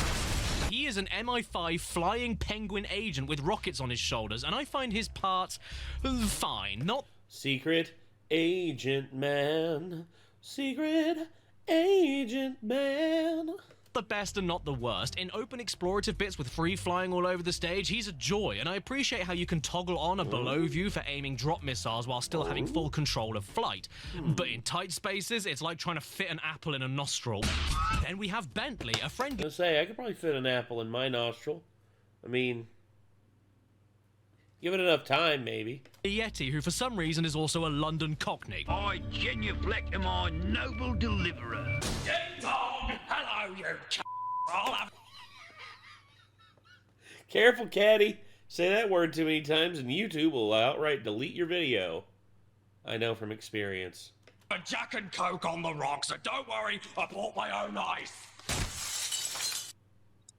My ice popped. I don't dislike him whatsoever, but he is my least favourite character to play as, purely because he walks just a little bit too slow for me. I love how he stomps around and smashes everything without any effort and reflects projectiles, but a little bit more speed would have been appreciated.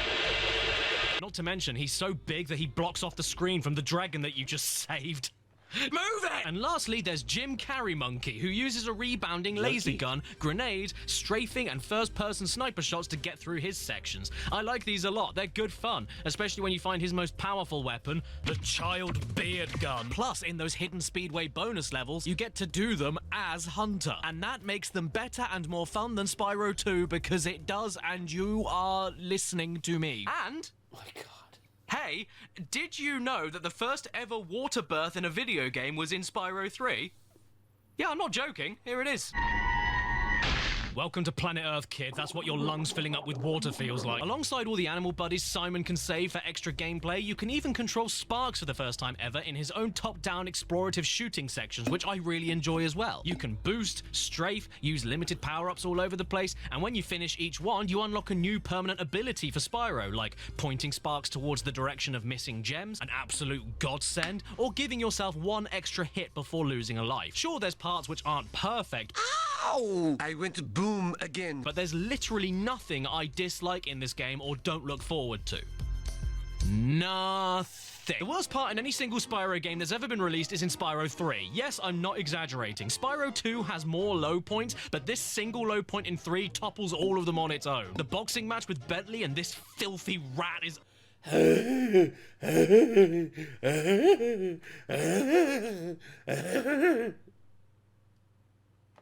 utterly unplayable. You're supposed to have 3 attacks and a block, but absolutely none of these moves come out when you need them to. Either the delay is way too much, or Bentley is way too slow. Whatever the case, this stinking piss rag is able to perform every move at twice the speed as you, and somehow manages to combo when you're unable to, and blocks nearly every attack you perform like he's reading your mind. Hit him, goddamn hit him, Bentley, why are you missing him? Don't make me call you by your passport name! I could go on all day about this abominable challenge, especially when you win 1 egg for beating it once, but then need to survive for 3 rounds for a second egg, and come out the other end with the most health, which if you aren't deathly lucky, will take you over half an hour, and it's enough to give me a Diane Weist infection. Now ask yourself this, if a video game about a platforming purple dragon came out in the year 2000, what will it add into it to make it immediately much better?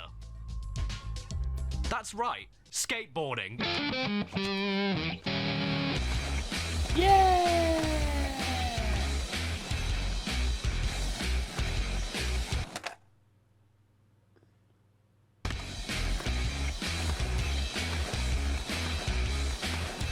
There you go, Caddy. Shred it up, Caddy.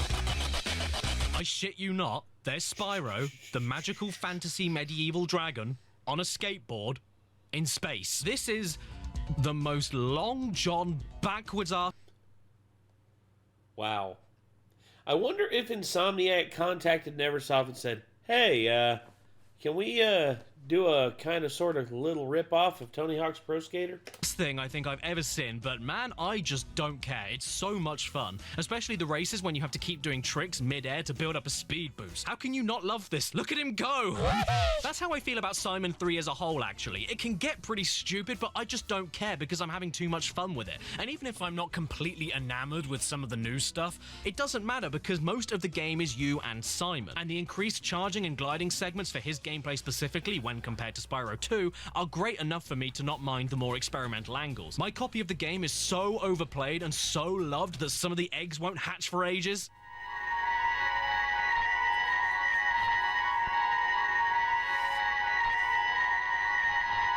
Sometimes Boss 1 just gets stuck and won't stop pulling off this sick flip. Hello? What do I do? Help! Sheila, look at this. Can you believe this shit? And Spyro very frequently violates personal space. Be sure to keep your friend Sparks the Dragonfly healthy, Spyro. And do you mind getting your nose out of my dress? Wow. And it's even better when Sheila is listening to someone and she's all like, "Burr." This bit always gets a laugh out of me. In the mission where you have to protect the ice skater and you mess it up, the enemies end up playing hockey with her.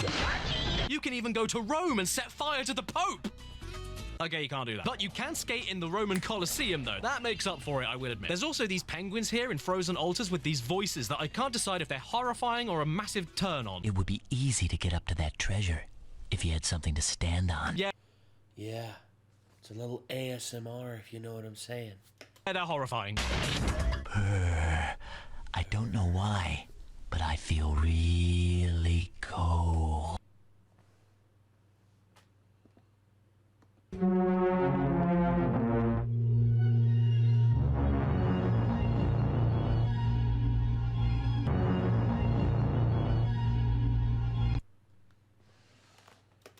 I swear they are this close to starring in a Netflix serial killer biopic. Oh, and the music this time? My Christ, the music this time? The music in this game, it just makes me want to.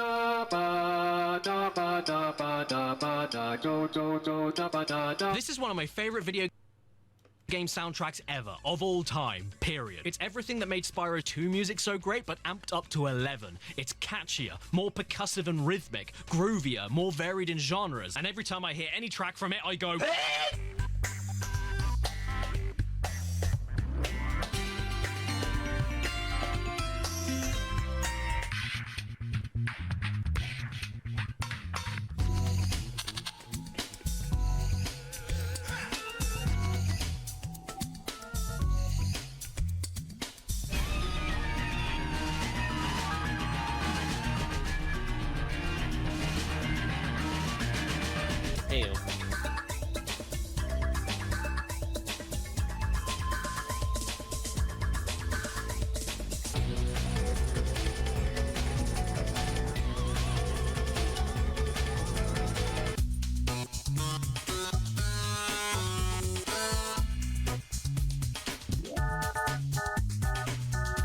mean, Agent 9's theme alone completely slaps. How many PS1 soundtracks, nay, how many video game soundtracks in general can you say have a song in it that's in 7/8 time signature?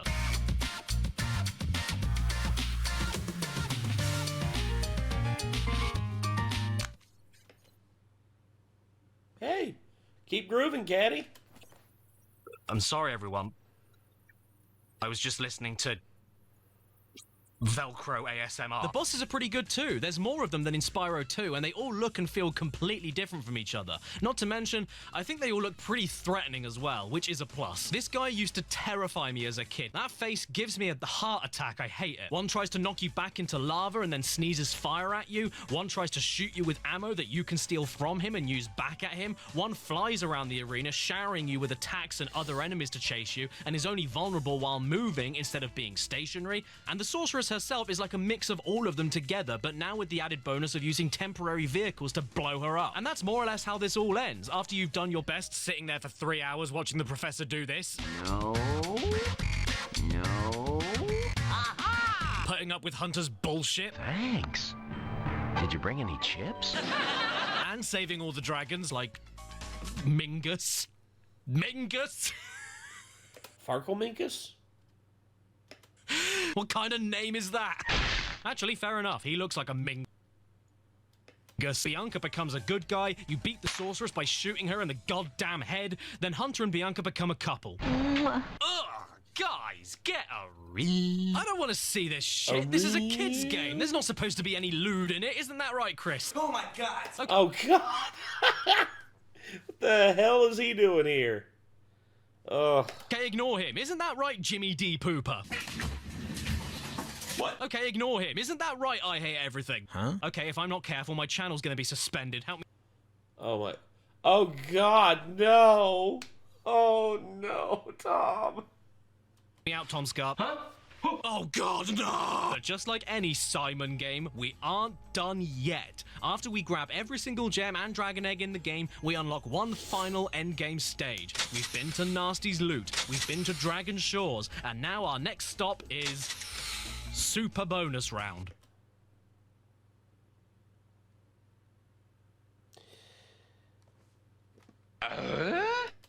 That's an awful name. But you know what it does mean? Yes, everybody, it's time for a surprise, I was about to say a surprise Mexican bounce round. What? Surprise bunkus round. Surprise bungus round.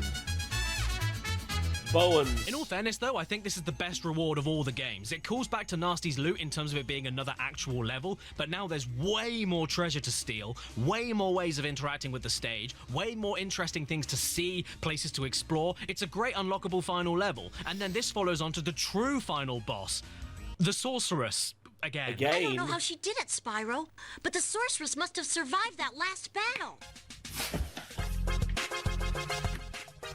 What? Wait, how did you get another cameo? Yeah, I don't know either. It's almost like they ran out of ideas, and the worst thing is that she doesn't even come back stronger or angrier. She came back on her mobility scooter. This is honestly not a very good hidden boss, but you know, it's not Spyro 1, so I don't mind. Goodbye, Grandma. And as for the super secret 100% hidden ending, it is just that. And that's why this is the best fucking game ever. I'm not... We get it, Caddy. You love this game, but still... I still think Ripto's is better. The second one. Kidding either. I treasure Spyro 3. It has an adorable wolf puppy you can play fetch with. It has breets. It has a bit where you play Doom. It has a Matrix ref. So does Conker's Bad Fur Day, but... Oh, never mind. I mean, who wasn't doing a Matrix reference in the year 2000?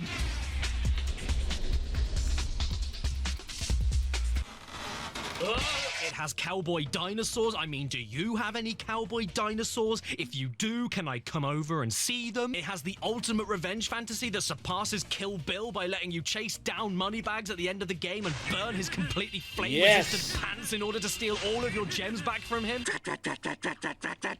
And in conclusion, it has the best sound effect of all time. So I think it's safe to say Spyro 3 really is the year of the dragon. Well, what a perfect little trilogy for the PlayStation. I'm sure glad it stopped there and they didn't try anything else. It was at this moment that he knew he fucked up. Hello, Caddy. Oh, shave my back. It's my evil twin brother, Baddie. I bought something for you. Oh, for me. You should have. I deserve it. You know, I'm starting to think that Baddie isn't actually all that bad. I mean, you know, after...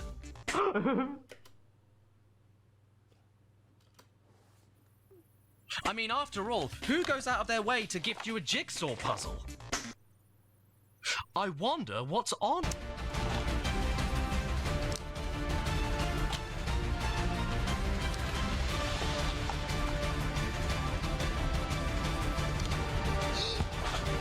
Oh my god, I can't believe it. It's me, and that means they made another Spyro game. Spyro, Enter the Dragonfly. Yeah. No thanks. So after Insomniac Games left the franchise behind for Ratchet & Clank, we've now got Check 6 and Equinox teaming up to push this one out on the GameCube and PS2. As for the Xbox...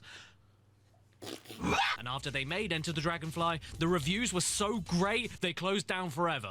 Yep. Before anything else, I want to direct you to the demo screen of this game after you leave the start menu running a while, and you are going to watch it with me in its entirety.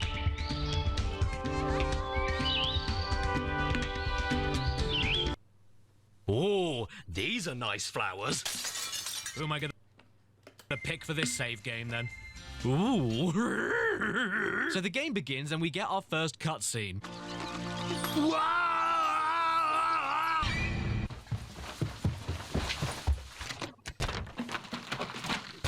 Caddy, no!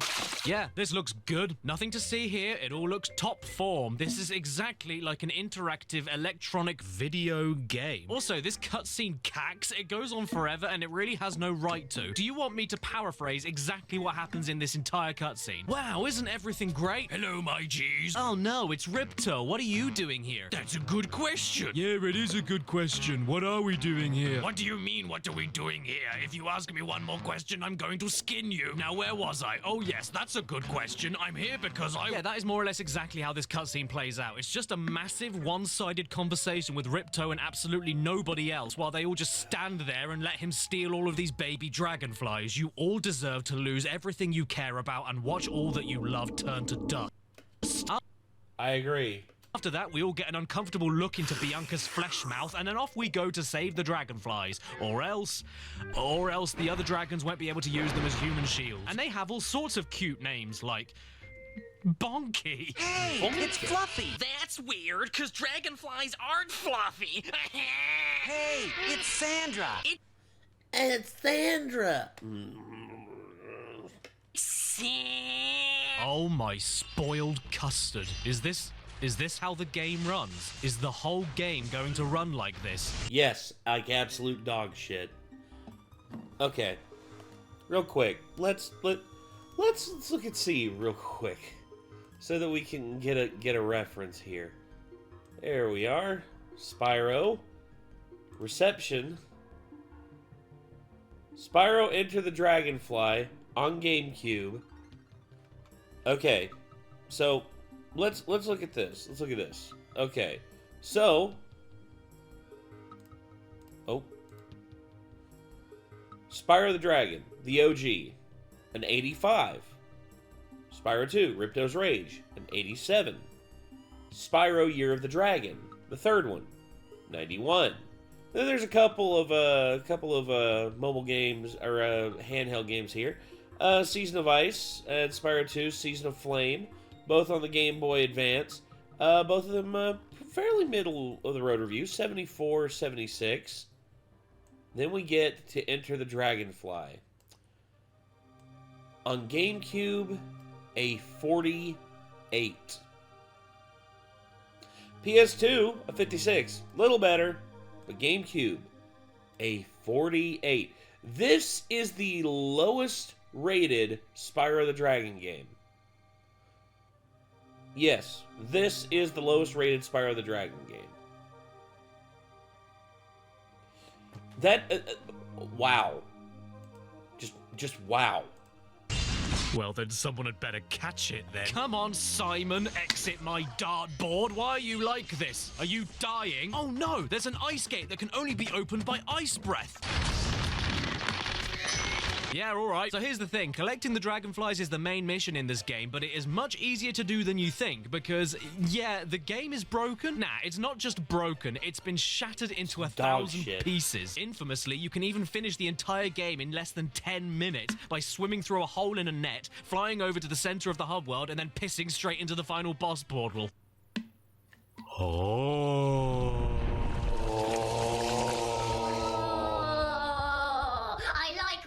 Now, many years ago, I made a dedicated video about Enter the Dragonfly. Look at that hair.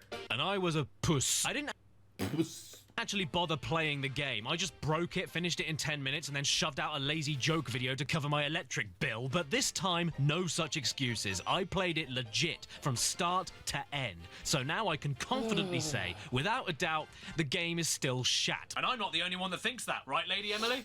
Spyro, I mean, I enjoyed Enter the Dragonfly as a kid. Shut up! I mean, ostensibly, the game is the same as Spyro 1, 2, and 3, but instead of refining or going forward, it takes things away. Simon 1 had 6 hub worlds, Simon 2 had 3, Simon 3 had 4, and this game has 1.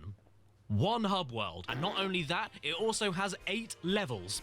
8 levels in total. So that's it. Simon 3 had 21 Simons and Dartboard only has 8. Sure, they are much bigger than previously, and they do things like putting speedway courses inside those levels to beef up a single level instead of split them up. But it also means that there isn't as much visual variety, way too many flat and gaping chasms of spaces where a level should be, barely any gliding challenges aside from like 3 levels, and despite you having new power-ups to unlock in the forms of different elemental breaths, which is an idea I do love, there is only one single instance of returning to an older level to find something new with an unlocked breath, and all it involves you doing is grabbing kites by standing on children's heads. This also means the music is pretty limited in comparison to the PS1 games too, and I'm not sure why, but despite it being the same composer, it sounds like it's falling asleep most of the time.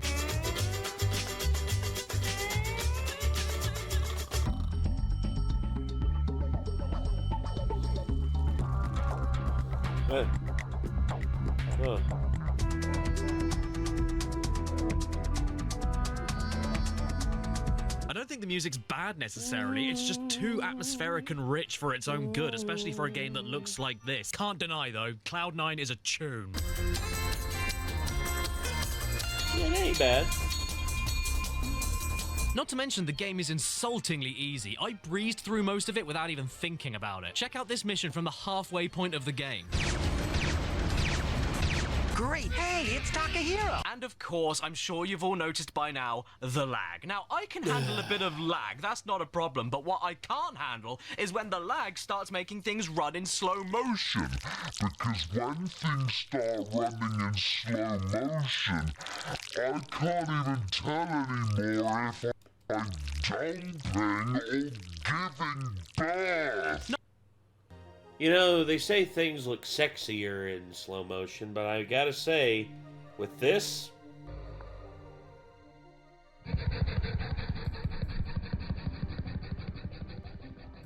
it's even worse. Oh my god. Oh, yeah, that's terrible. Post-production, Nate, please edit the videos from my phone into the video itself. If you forget, I will find you and I will shove this up your ass sideways. No, don't worry. Your video is not buffering or dropping frames, and you don't have cataracts. This is how the game looks all the time. It never stops. I almost want to get a cheerleading squad in there to encourage it to run properly, and on many occasions it gets so close but just can't quite get there. Come on. Horrible optimization. Guarantee you, if this were developed by a better team, or if this team maybe had, I don't know, maybe another year, maybe they could have worked out some of the kinks and it could have been actually a passable game. Maybe like a 7 out of 10, maybe even an 8 out of 10. But considering the limited scope of their improvements, I would say this game is still dog shit by the standard. Like, well, dog shit by the standards of like what we've had come before, especially with Ripto and Year of the Dragon. Simon, you can do it. You can do it. You can do. Oh. And in some of the speedway missions and tank battles, it goes beyond PowerPoint presentation slides. It's like looking at a newspaper. It's a necessary evil, though, team, because we need to include the fog. And grass physics. If there was ever a game I wanted to dive under the hood of and see what the hell is going on with it, it would be Enter the Dragonfly. So I got my mate Boundary Break to look into the inner workings of the game, and this is what he found.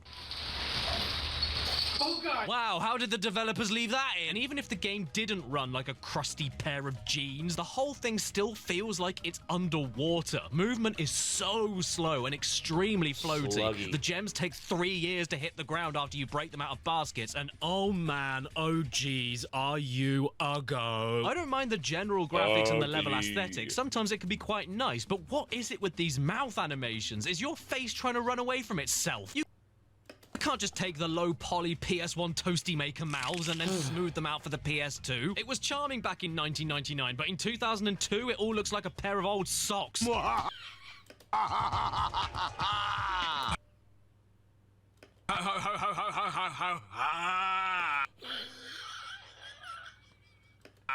on top... Oh, God. Hold on, everybody. I'm about to be sick. Sorry, everybody. I had an emergency. And I had to visit the lavatory, so we're all good now. Anyway, back to the video. Top of all of that, as you could quite clearly see earlier, the game isn't finished. Spyro! And I'm not talking about the gameplay removals either. Technically, it's a disaster as well. Have you ever played a game where there's a loading screen? To load a loading screen. Spyro has no drop shadow, making gliding a total pain in the sphinx. Enemies don't attack you. Spyro gives up walking and just floats everywhere. The progression atlas disappears and turns black. Spyro gets stuck in ladders. Charging decides to stop working entirely. Sound effects disappear at random.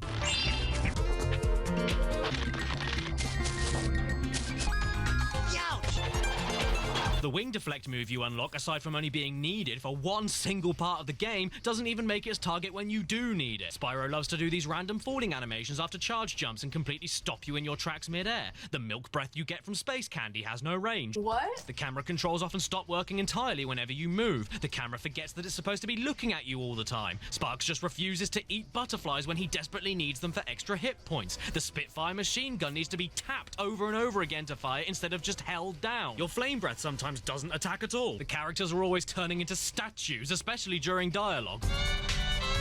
Uh-oh, he stopped. Can someone put a pound in him? Then there's my favorite one. Whenever you're in the tank, you're able to twist the turret with the shoulder buttons whenever you're stationary.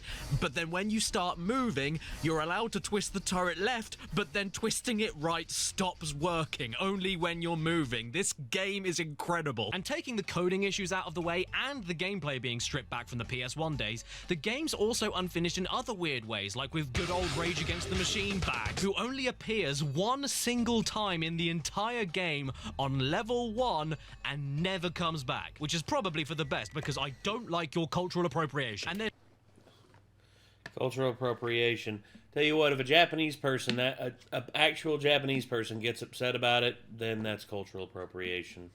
Till then, leave it be. Is this bit? Also, wait, in the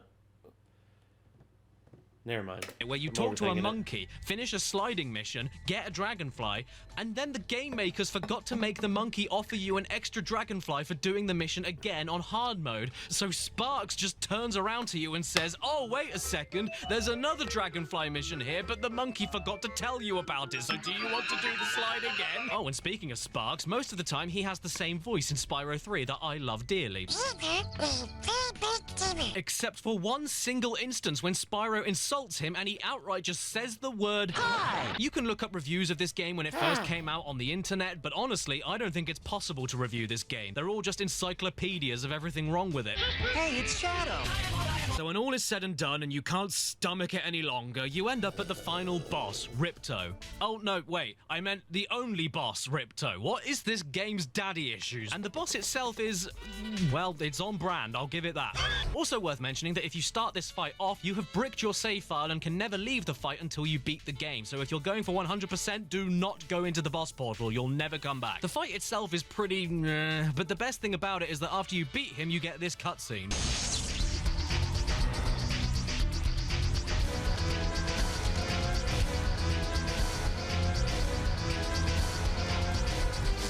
Yes, Enter the Dragonfly genuinely feels like a load of people got together in a meeting, one person came in and said, "Hey guys, I've got 8 new Spyro level ideas," and the rest of the team said, "Thank you." That is all. It is sadly the first of quite a few Spyro games that doesn't make me go. In fact, the game is so bad, I don't even think any children's TV presenters on CBBC would take a paycheck to advertise it to kids, would they, Chris Johnson? Oh, they'll buy anything. CBBC's been showing the exact same episode of Tracy Beaker on a loop for years, and none of them have noticed. Little pricks. So that's why you don't present CBBC anymore. The only major drops of praise I can give this game are that it gives you the ability to warp to any level right from the pause menu once you've already visited it. The sliding missions are admittedly a lot more fun than Spyro 3, and above all, at least it isn't racist. Tiki tiki unga boom! Diggy diggy lolo. Oh. Okay. By the way, guys, you can keep your trouble with the trolley, eh? Shit. The one phrase I had to hear at least 6 goddamn times over was... Defend the Puffy Palace? This dog fight is dog bad. The enemy planes can drain your health in seconds, they're too hard to hit, there's no aiming reticle, and the battleships take at least 1,000 missiles to take down. And after every 30 seconds of each failed attempt, I got thrown back to the goddamn defend the Puffy Palace! The only way I could win this mission is by giving the battleships a good old ram over and over again while spamming the ever-loving hell out of the missile button. Because that's fun, isn't it? Actually, yes it is, especially if it means avoiding... Defend the Puffy Palace? Luke, that wasn't even close. You're an embarrassment. The most annoying thing... How disappointing. About Exit My Dartboard, though, is that the base is definitely there. I can see a started game. I can see a natural extension from PS1 Spyro to PS2 Spyro. It's extremely close to being a competent, simple, yet effective bit of comfort food, like a peanut butter sandwich. Except it's a peanut butter sandwich that has the bread, but replace the peanut butter with more bread. That's what this is. A bread sandwich. Spyro 4 is a bread sandwich. Oh, and who in Satan's pantry signed off on this credits image? I mean, I like it. It's funny. Wait a second, is your name Two-Eyed Willy? Thing is, though, I didn't just decide to play every level and beat the game. I decided to beat it all. I completed this game.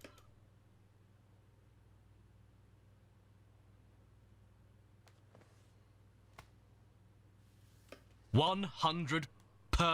I got everything. I did everything just for the chance of having an extra cool hidden bonus ending thing, just like in all the other 3 Spyro games. And what did I get here? I got a secret ending cutscene. And what was it? Well, everything is finally back to normal. Isn't it, Spyro? Oh, brother, this guy stinks! Spyro Enter the Dragonfly makes me want to piss the bed. Well, that was a huge waste of living. I wish I didn't have to sit on a sofa and commit to playing a bad game on a giant TV, you know. And you know, I wish I didn't have to sit here in this comfortable Valencia leather theater chair and sit here and have to watch a man talk about good and bad Spyro games for 2.5 hours. I'm just joking. I'm happy to do this. Who am I kidding? I mean, the only thing about it is, you know, if Caddy makes enough shitty jokes, I will shock myself. Yeah, this thing's active. And also, I have it down here because we had a gnat problem down here, and I, like, swatted it around and killed, like, 7 gnats. I love this thing when it's not shocking me, because, it's pretty powerful. I've shocked myself with it plenty of times on stream. Albeit, though, probably the first time I did it was the funniest because it, I didn't expect it to hit as hard as it did. No, why can't I just play classic Spyro whenever I want, wherever I want. Now, son, turn that frown upside down because Spyro the Dragon went portable. Part 2. You're a bit small, aren't you? Yes, everyone. Even though the start of the PS2 was a bit of an old egg for the Dragon, Simon seemed to flourish on the Game Boy Advance for multiple games before the next mainline console title, starting off with Simon Silly Old Ink. Look at it. It's Spyro, all right. He's running, he's jumping, he's flaming, he's charging, he's gliding, he's even hovering. It's just like classic Spyro, but now you can't see it. This is Season of Ice with digital eclipse. See, this is why I like the backlit. The Game Boy Advance SP.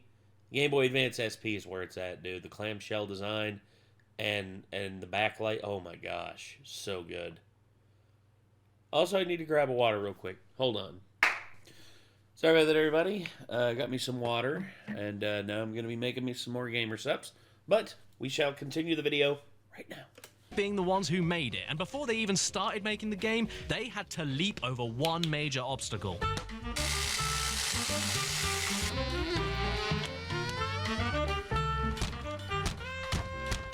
It doesn't fit. So if they were going to make a Simon game fit into a GBA, the sacrifices must be made. As you can see, it is pretty close to PS1 Simon, but with a shitload of cubes. So if you like cubes, you're gonna love this. With it being a Game Boy Advance game, you can't see much of the screen around you. There's tons of moments you'll get hit off screen and die instantly. It's difficult to tell sometimes what height things are for longer glides, but all things considered, they did a great job here. Is what I would be saying, but the problem is I don't really like Season of Ice. And no, it's not just because they brought Moneybags back. He doesn't even carry bags of cash anymore. He's on Visa. The controls are pretty tight. You can do most of the moves you're accustomed to. You collect gems and find hidden items. You save a main collectible to keep unlocking the rest of the game, this time being fairies. Getting extra lives is as simple as burning small animals. What was that? The moves you're accustomed to, you collect gems and find hidden items, you save a main collectible to keep unlocking the rest of the game, this time being fairies.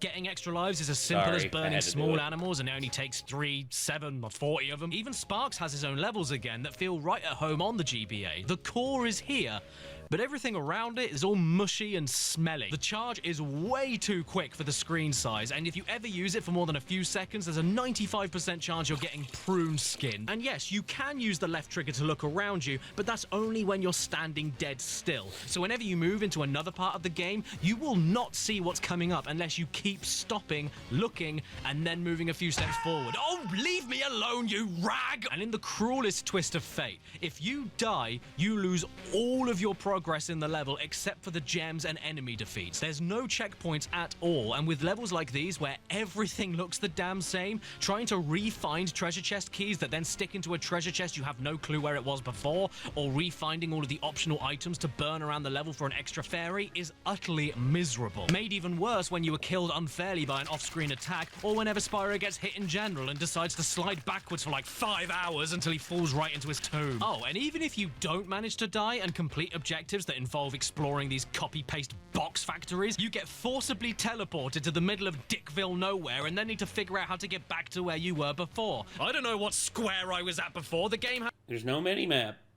If there was a mini-map, it'd be easier. There's no map to tell me. I can't do this all on my own. I'm not Biden. But at the absolute very least, you can do this. And I'm sure there's a million other things I forgot to mention about this game. Have you got anything, Thaf? What? Oh my god, you're right! I forgot to mention that! And while I'm whining about a 21-year-old game that nobody cares about, the bosses suck too. This is Grendor, the main villain. He appears to... Where's Cox? I know it's Grendor, I'm just being silly. Twice. You fight him twice. He has a head. Twice. Who is he? What's his breakage? Why should I care? Why does Grendor sound like a cough syrup? I don't know, but I can give him credit for giving us a break from all of the cubes in the game by throwing balls at us instead. There's also these speedway levels in the game that are visually impressive and try to stay as faithful to the PS1 speedways as possible, and I don't mind these, but they share the same problem with the rest of the game, being that they're all the same. The visuals are the same, the challenges are the same, the level designs are the same, the bosses are the same. This is Spyro Sameson of Same. And then, for the cherry on top of this cake of potato and wee, you can only unlock the second boss, that is, the final boss, by beating the game 100%. That's no. Thanks for the reward of letting me finish the game by having to treat it like Elon Musk's hairline and comb it back to front. And the ending of the game, no joke, is Grendor having... No, Elon Musk, his hairline disappeared a long time ago, and he had like the natural hair implants put in. He can pretend he didn't have that done all he wants. He had it done. There's no shame in it. It's just I will never have that problem because my hair is fabulous. His two-headed problem fixed, followed by, okay, I'm sorry. Bye. And then the final insult to close it all off is that you unlock a bonus Sparks game, which is just asteroids, but with this face. Merry Christmas. You know what? I'm shocked. As a kid, I used to love this game. But now I just agree with his bullies. I don't want to play with this thing anymore. No, wait, don't get rid of it yet. Oh, hello. Look, everybody. It's Wallace Big. What are you doing here? I have a good game for you on the Game Boy. Don't give up on it now. Why are you shouting? You're already massive. Here, take this. It is usually much smaller, but in my big hand it is much bigger because I am so big. Wow. Thank you so much, Wallace Big. He's big, ain't he? So first off, we had Simon, silly old ink, and now we have Simon 2, silly old fish. Gotta say, right now, I silly love... old fish. Yeah, I think I'll pull a caddy and say, instead of the legendary world of Spyro games, it's the loose willy of Spafgamp. The loose willy of Spafgamp. This box art, it's incredible. Gone are the days of creative collages of characters and colourful new worlds. No, we're just gonna have face. And before I get into the nitty-gritty, I can definitely say out the gate that not only is Spyro 2 GBA so much better than the first one...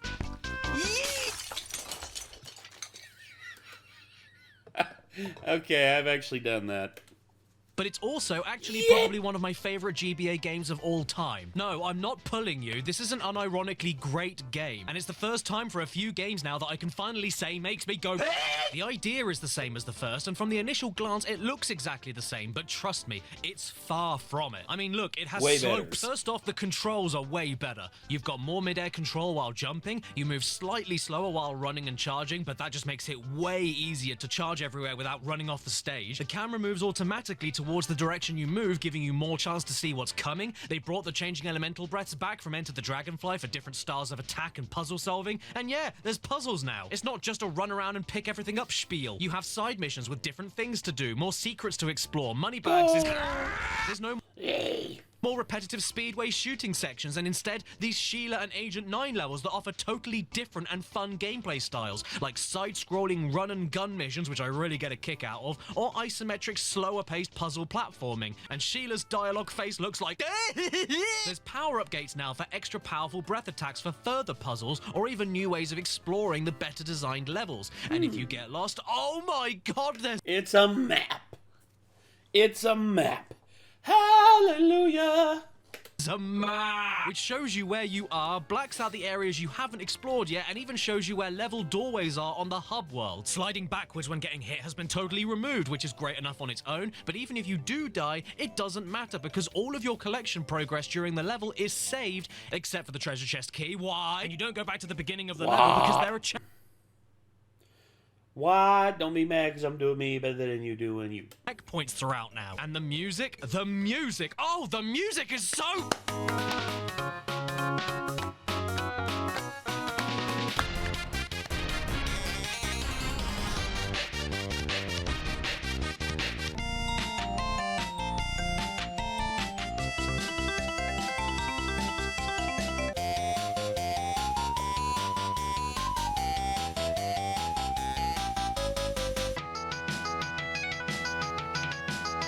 Oi, glory be the day, faith and Bagora and all that shite. Oh, faith and Bagora. Oh, look at the caddy man dancing to this Irish jig right here. Oh, some old Celtic bollocks right here. Along with doing new and different things in each stage, whenever you do complete a mission, you also don't get randomly picked up and spat out on a bit of dirt 3 miles away from where you just were. And you even collect fireflies in this game, which is class. It's way better than collecting lame-ass fairies. I don't want to collect them. What do I look like, a wuss? They always... Gay! Get in your hair and... Oh, so itchy. Oh my head. Fairies in my fur! Fairies in my fur! Ah! There aren't only more bosses to fight, but there are also Crush, Gulp, and Ripto from Spyro 2. Not my favourites, but still more familiar and better executed than whatever this thing is that can service 2 at once. You know what else I noticed? Sparks keeps wanting to say ass and the game never lets him. He's always just about to say it, but then the game chickens out like it's E for everyone or something. This will not do, Nintendo. Sparks needs his ass. Hashtag let Sparks say ass. That'd be most confusing. That'd be the most confusing hashtag ever for Nintendo, because they'd be like, "What the hell is he talking about?" Literally everything wrong with Season of Ice is fixed here, and I couldn't be happier about that. Even the little things like each playable character flying back to the hub world is great. It's a flying ape. And character dialogue having these noises is great.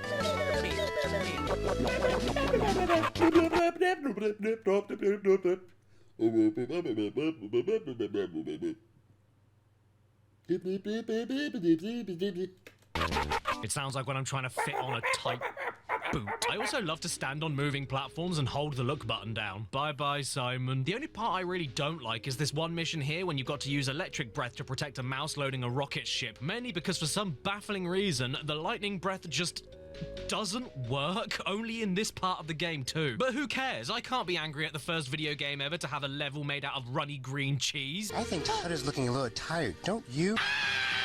You don't have to 100% the whole game to finish it either, and if you do choose to 100% it, you unlock a bonus game from the main menu called Sparks Panic, which I thought he was doing in the other game. But now it's basically the exact same Sparks shooting you already know by this point, but it's wave-based now. And then you can even play Dragon Giraffes! Although, if you're playing with me, you don't play drafts. You lose it. Oh, I know that sound! Ha ha ha. I wonder what it's from. If only there was a hint of some kind as what it were from. Oh, you know, that's the great thing about Cash, isn't it? It doesn't matter wherever I go or whatever I do. He's always there. And that's what I love about him, is that he's never able to leave Good me old alone. Bash Crandaboot. You know what? That's fine with me. That's my lot. Of course, it is not Bandicanth. In life. Crash and I, we're both linked at the hip. There's nothing that anybody can do about that, and wherever I go and whatever I do, he's always going to be there. That's totally fine with me. I've got no problem with it. And you know the small price to pay for such a great game? Every so often, you get a tiny tad of slowdown. But honestly, that really doesn't bother me. I like to look at Spyro 2 GBA like a little old man. Yeah, he may slow down occasionally, but he's got more wisdom to make up for it. And he hates foreigners.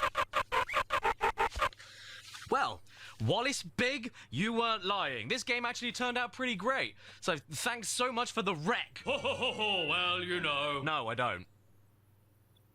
Bye. Goodbye. Goodbye. No, great bye. Have a great bye. Ow. You're big. I know, yes, it has its downsides, or should I say downsize. Ha!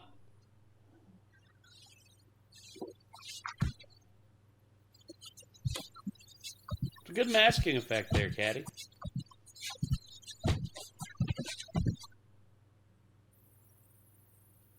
So who wants to throw me the next game? Yeah. Well, thank God it's next game. Haha, timed it good. Timed it perfect that time. Well, thank God, it's only taken 7 games and Spyro is finally going on an adventure. This is Spyro Adventure, also known as Attack of the Rhinox in the US, or as I like to call it, Simon. Awesome, I have Rubella. Ooh, what's this? A mini game from the start? Bird rescue? Ooh, let's see what this is about. 5, 4, 3, 2, 1. This is the third game in the GBA series made by Digital Eclipse, and this one in particular eclipses the rest. Indy Mouse, please laugh at my Spyro joke. Caddy, what did I tell you about calling me about these stupid dragon games? You're right, it was funny. And that's because this game tries something a little bit different. It's the standard GBA Simon Fair, but now open world. And I really like this idea. In fact, no, I don't like it. I love it. There's individual large quests scattered around every level in the giant single hub world, and lots of backtracking when acquiring new power-ups to explore previously inaccessible areas to find more quest items that are needed in earlier stages. And this is all a great direction for the Portable series, except... Okay, so with the game being open now, the individual side levels are much smaller than the other games to compensate navigation. But even with a map, that doesn't mean much when trying to find characters for quest items is a total pain when all the NPCs look the damn same, and I don't remember who these people are or where the hell to find them. Is this guy over here Steve? How about you? Are you Steve? And this guy, are you Steve or are you... God, this reminds me of the Cortez situation. I was playing through the Mass Effect series, and I was in Mass Effect 3, and Cortez, there was, they wanted me to find Cortez at the bar. But the thing is, I'd already found Cortez at the bar. I'd already found him, I'd already talked to him. Then someone came in later and was just like, hey, you need to go to the bar and find Cortez. And I'm like, okay, that's like the 5th time you fucking said that. Let's go to the bar, let's find Cortez. Hey, Cortez, are you here? Are you Cortez? Are you Cortez? Are you Cortez? I literally walked around the bar. And it's just like, oh no, you're not Cortez. You're that one chick that's played by Carrie-Anne Moss, the bitch from the fucking Matrix movies. Cortez isn't fucking here. Let's go. And then basically that was it. Good Lord. I had a time. Needless to say, I had a time. You Air Force Joe. This game takes the worst of ice and the best of flame and mixes them together to create... water. A load of wet. You'll find all of these multicolored chests all over the game that require keys that you need to find 2 halves of each scattered around the rest of the game. Once you assemble the key, you can then go back and unlock all of these chests of the same color across every level in the game. And there's no indication what levels they're in or whereabouts they are. Some are in side rooms, some are hidden on high platforms, and some are just laying around like dead cats. And I would just go ahead and not worry about them if they were all full of optional gems for the sake of 100% completion. But I can't ignore them because some chests have gems and some have extremely valuable items to further progress the game, meaning that whether you like it or not, you have to go back through the whole game every single time you assemble a new key and find all of the chests in every level just in case you missed one with a quest item in it. And if the chest is hiding in one of the side rooms, you'd better pray it's not one of the ones that need 2 buttons being pressed at totally opposite points of the level under a time limit every single time you need to get into that side room. No, it doesn't stay open. You have to do this every single time. And then the chances are you get in there and you haven't got the right colored key yet, but unless you write it down, how are you gonna know? I'm a kid playing this on a Game Boy Advance in the back of my car trying not to throw up. I'm not gonna do any note-taking. I'm not a policeman. It's pretty cool that Agent 9 came back, you know, good for him, but he ended up trading his laser pistol for a Dyson, which is because instead of the fun and tricky run and gun segments from Season of Flame, these are slow and awkward stealth segments. Good Lord. Just, it's like the good getting sucked where up. if you get spotted one single time, you have to start over at the previous checkpoint. This whole system just slows everything down. And if you want to talk about slow, take a look at Sergeant Byrd making his first playable debut on the G-Bap. Well, what in the shit is this? I didn't realize Spyro's new animal friend was polio. These sections suck. I'm sorry. All you do is hit the A button over and over again to ascend, shoot machines trying to attack you, and save soldiers that are dotted all over the place. You can either save one at a time and keep going back and forth, which takes absolutely forever, or collect multiple ones all at once at the cost of being slower, heavier, and meaning you have to ram the fly button even faster, like you're angrily showing your crewmates where the hidden gold is. It sounds the same, looks the same, and mostly feels the same, but Spyro Adventure for me is just way too lofty and open-ended for its own good without giving you the necessary tools to make it feel as fun to play as Season of Flame. Well, actually, I say that it sounds the same, but I take that back because the music this time is...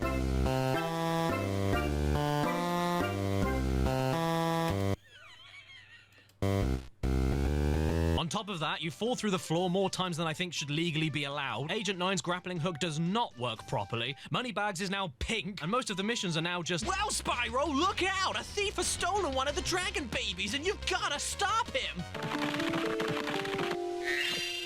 Yeah, alright. One of the things we need to save the world is in this safe that you can't get in. I'm in. Also, I think Moneybags now has a kid, which means I can't look at him anymore without knowing that someone rode him. Well, I don't know about you guys, but after playing all these GBA games, I'm getting sick of looking at squares. Can I please get a game that just has no squares in it for a change? I know, maybe there's one over to my left. I can't believe those things you just said. Oh, look everybody, it's my cousin Squaddy. You shapist. Oh, come on, Squaddy. I've been looking at squares all day. I just want a break from them. Oh yeah, we'll take a break from this. Oh. Well, shit. Cocked, locked, and ready, and loaded, and ready to go. Oh. Fun. Hey, round Cocked, boy, locked, my face and is loaded. up here. Sorry, I just didn't realize you people were so violent. They made one more Spyro GBA game, known everywhere as Spyro Orange, the Cortex Conspiracy. No. Although it's more commonly known in the UK as Simon Fudge. And not only is this the final standalone Spyro game on the Game Boy that wasn't a port and not made by Digital Eclipse, but it was also a crossover game. And a crossover game with another platforming juggernaut that you all know and love. Is it Snoik? No. No, Eggman. It's the one, the only Mickey Mouse. Bash Cram to boot. What? Cameo! Oh yeah, after years of suspense and build-up, teasing fans all over the world by Naughty Dog and Insomniac hiding Crash and Spyro demos in each other's PS1 games, the two best-known PlayStation mascots were finally getting together on a system that needed a lamp. And yes, this also means Spyro and Crash's villains team up too, this game having Ripto and Cortex as bad guys. And the story they have here is that Ripto and Cortex team up to stop Crash and Spyro. And look, oh my god, guys, there he is! Together on screen in the same game for the first time ever. And we become best friends after a boss battle where Spyro stands still, does absolutely nothing, and murders Crash with Molotov cocktails. What I don't understand, though, is that if it worked in Spyro Orange, why doesn't it work for me on Tinder? My guess is the arson. I mean, the arson turns some people on, but not everybody, Caddy. What we have here is a Simon side-scroller, which, you know what, I'm not completely against. We've had 3 games of bastard squares taking all of our jobs! And now we have this. I'm fine with it. And we can run, jump, and... yes, we don't charge anymore and we don't glide. 2 of the things that made Simon Simon. A controversial move that I will never understand, but not as much as how I don't understand this. This is the replacement glide, everyone. Having a mid-air fit. And you know what? I wouldn't mind the lacking inclusion of 2 of Spyro's most defining things if the flame wasn't a useless spit on the floor that never hits any enemies, and if it didn't control as slippery as it does. You don't need to throw soup at Van Gogh to protest oil. Just make people play Spyro Orange and they'll never want to see oil again. I am barely just about to make the jumps on tiny platforms here, and most of the time I do, it isn't without jittering on the D-pad to land accurately because of just how oiled up the floor feels all over the game. It's worse than your local kebab shop, and once you mix already slippery controls with slippery ice in the ice world, just burn it, make it water, I'll drink it, I'll spit it out, I'll soak it up, and then I'll eat it. This can't be all the game is, though. And you're right. So what else do you do here? You find portals to mini-games, beat them, and that is it. Spyro Orange is a mini-game collection in disguise, and not a very good one. This is what the game considers a fully fledged mini-game. Do you want to play Breakout, but while the ball is on a tractor? Do you want to play a slow anti-gravity mech game where you collect 1 bullet at a time and fire 1 bullet at a time? Do you want to play an auto-scrolling flying shoot-'em-up stage where nothing happens? Do you want to play an auto-scrolling flying shoot-'em-up stage where nothing happens? Do you want to play an auto-scrolling tank shoot-'em-up stage when... oh, wait, sorry, let me just flip this over. Do you want to play an auto-scrolling flying shoot-'em-up? Repetition is this game's mantra, and even for the ones that don't copy each other or repeat, every single minigame here is dreadful. In fact, it can all be perfectly summed up by the first ever portal you jump into. Spyro very slowly jumping over holes in a Jeep. And that's it. That's the Spyro Orange experience condensed. And for the love of God, keep to the sides of all of the flying stages because the middle will always trap you into a game over that you can't see coming. Stay away from the center, like a pizza. Nobody wants that bit. And some of these mini games go on for an eternity. But I don't need to tell you this. When me and my sister were kids, I got Crash Purple for Christmas while she got this, and she loved it. Didn't you, Rosie? What? See? She's an idiot. I've never played a game before where the game itself feels like it doesn't care. I've never been more acutely aware of a game nearly reaching sentience and telling me itself it is bored. Spyro Orange is alive and wants you to end it. Even Moneybags doesn't give a shit here. All he does is ask for money so you can buy trading cards, which do absolutely nothing. And the shopping experience itself...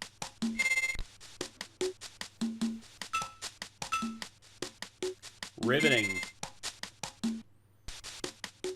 Wow, I love shopping here. Do you have a loyalty card? The only real triumphant moments of the game appear when you win a minigame. And even then, Spyro doesn't even look like he knows what just happened. He's like, you did it! What did you do again? You did it! Oh yeah, I did, didn't I? You know what theme I've noticed throughout this whole game? Depression. I'm being serious. I think this game is about depression. This new character, Blink the Mole, is always hiding underground, away from the sun. In Cortex's boss fight, he just gives up halfway through and accepts his inevitable death. Whenever Spyro wins tug-of-war matches against creatures trying to destroy his world and kill his friends, he looks sorry for them. Sergeant Bird hung himself, and in every cutscene, Spyro never looks happy. Follow me, Crash. Bosses don't even try to hurt you. They're more interested in jollying themselves or slumping left and right over and over again while all you do is jump over them to win. The only real challenge is with Crush and Gulp together, and even then, Gulp tries so little to actually hit you that Spyro falls asleep. The whole game, from start to end, took me 46 minutes to finish. And 5 of those minutes were when I paused the game because I had to take a massive crap. So in an effort to add more value to the game, do you know what they did? They locked the final world out until you beat every minigame before it 3 times each.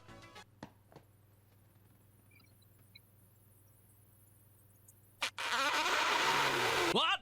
Everything again? 3 times each, when most of the minigames are copies of each other anyway. Are you trashed? No, not having it. I am not having it. Not having it. Jim Caddick, 28, male, not having it! Why didn't you tell me about this lady pelvic? Get over here, you damn bore. Felix!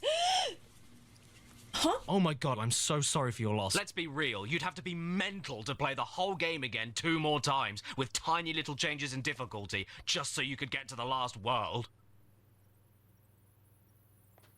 So you get to the final world of the game, and lo and behold, it's exactly the same as all the other worlds, with the same minigames and the same slipperiness, the same pitiful everything. With the final boss being a carbon copy of the final boss from Crash Bandicoot Purple, which you didn't have to access in that game by beating every minigame 2 extra times. And finally ending with Spyro looking like...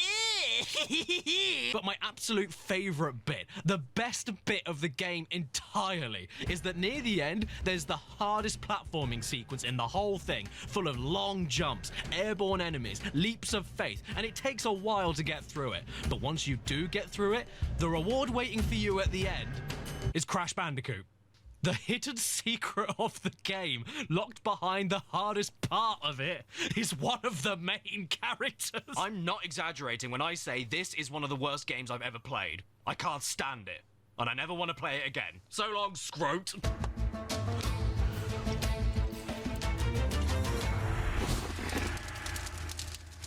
I'm a real fire dragon. Part 3. The next games had better be good or I'll burn down an orphanage. Well, hopefully after the disaster of Spyro Orange, we can finally get somewhere with Simon A Happy Teeth. A Hero's Tale came out in late 2004 for PS2, GameCube and Xbox right after Orange. And from now on, we've got no more of the original teams behind the first few games. Different voice actors, developers, composers, the lot. Maybe for the best, I don't know. He knows. By the way, don't let this cover fool you. Even though it looks like a George R.R. Martin epic, you start the game up and get... Dude, some dudes drain my pool, dude. I mean, dude. So after Spyro Orange, everything is just and as it should be. The game opens with a familiar face, Nasty Knockers, and then this new ultra-mean baddie appears to try and take over the world with a face like a crumpled sewage pipe. His name is Red. I hope we find out why he's called that. The intro to our goodies begins, and who is Red? That's the fallen dragon, Red. I'm sure you've heard all about him. No. Ah, yeah, we don't know and we don't care. In this whole game, we never seem to care. We get hit on, don't care. We fight a thick old fish woman, don't care. We lose 80 dragon eggs from a nursery, no need to chase after the thieves, don't care. We get told to collect things to power this thing, don't care. And the professor doesn't seem to care either. What exactly do you need to collect? I don't know. Light gems? Fine.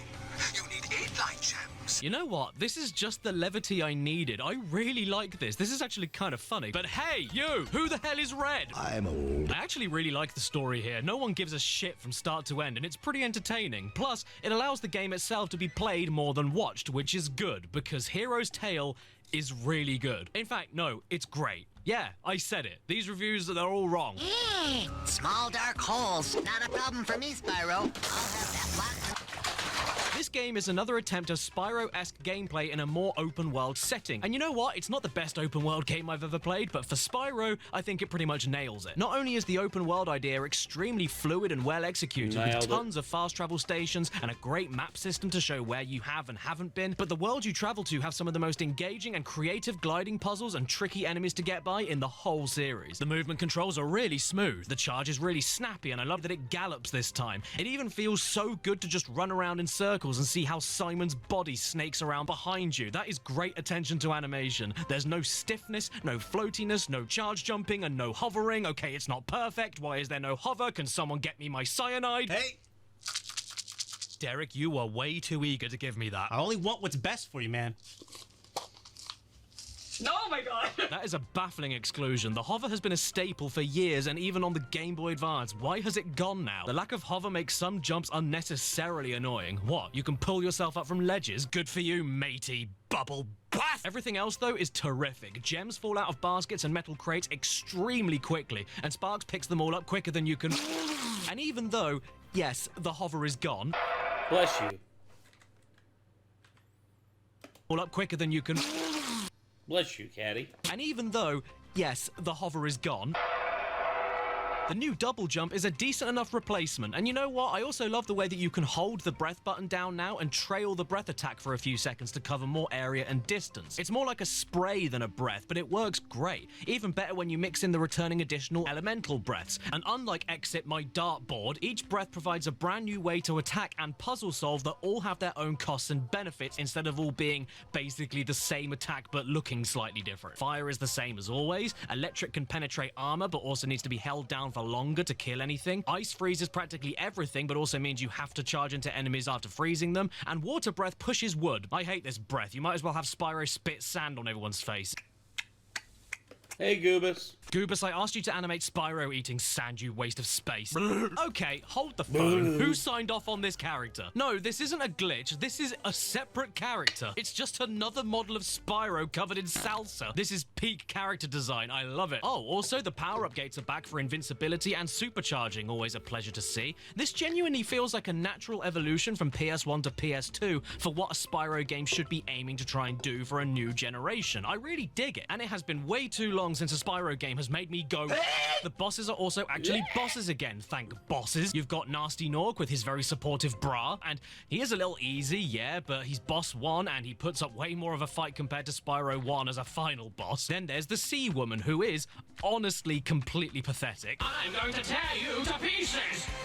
But can you please wait? I really need a nap. She isn't a threat whatsoever. Even this mammoth here is more of a danger, and the first time you see him, he... Jesus, Caddy.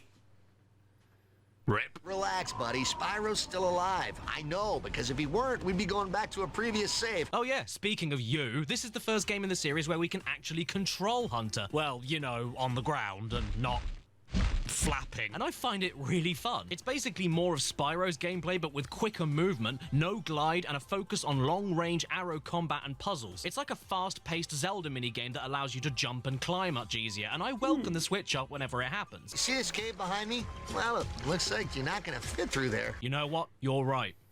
I can't fit in there. And that's not all. We also have the new playable character, Blink the Mole, the professor's nephew. Ah, back in the good old days of wearing the first letter of your name on your hat, your feet looking like giant suction cups, and for God's sakes, man, put some trousers on! I will admit that these aren't the best bits of the game for me, but I don't hate them. They're just... the idea is that you exist. Nothing wrong with that. They just exist. Around a series of underground caves, search for dark crystals, and then blow them up with a limited supply of bombs you can find elsewhere in the tunnels. It controls fine, but all of his segments are visually identical. He isn't the most acrobatic mole I've ever seen, you know, like how moles are known to be. And it takes so long to find all the crystals, even longer if you miss a hidden area above or below you and have to backtrack. And then after you get through it once, you have to do it again for another collectible, which is just the exact same minigame in the same level design all over again, but with double the crystals to blow up and more tunnels to get through after going through the other tunnels you already went through earlier on the first minigame. But like I said, they aren't that bad, just a little tedious, especially once you focus on first person. Oh. A platformer that was rushed through development is repetitive and tedious?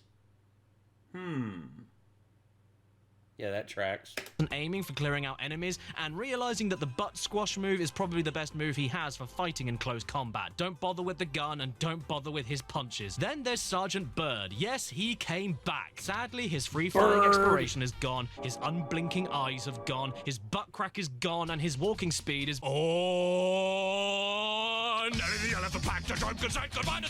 Oh, Jesus. What was that?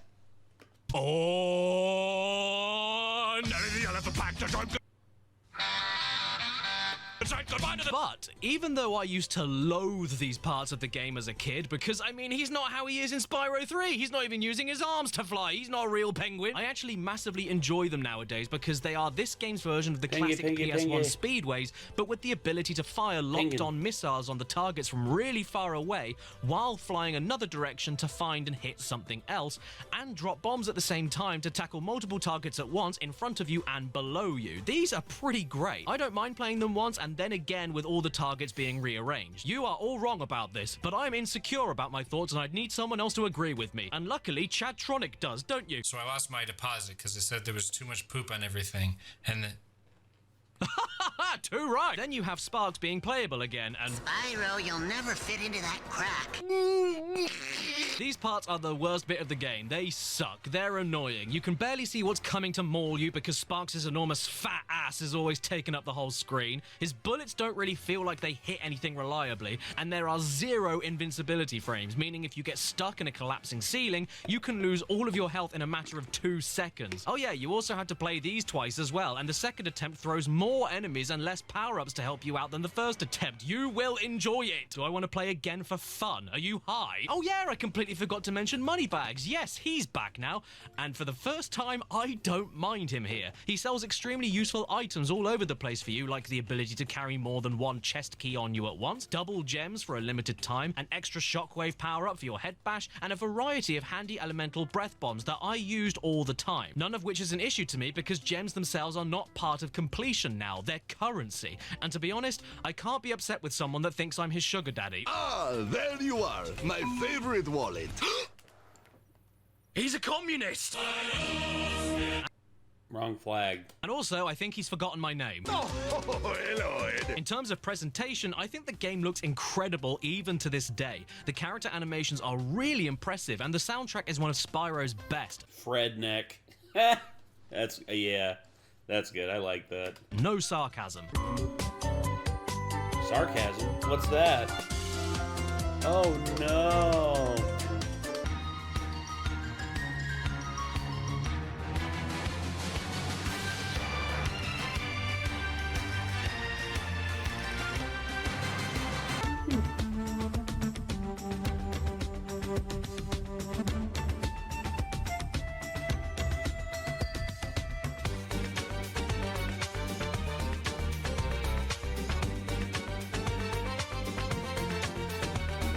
You can't get me to hate this game. Nah, you can't even get me to dislike it, even when it's occasionally really slow and annoying. I have nothing but respect for a game that tells you, ooh, you can't charge on ice, it won't work, naughty, naughty, but it still lets you try it. How sweet is that? I'm not a fish, I'm a dragon.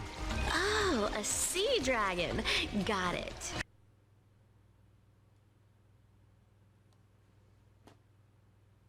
Why is everyone so fucking stupid? Chicks. I always knew.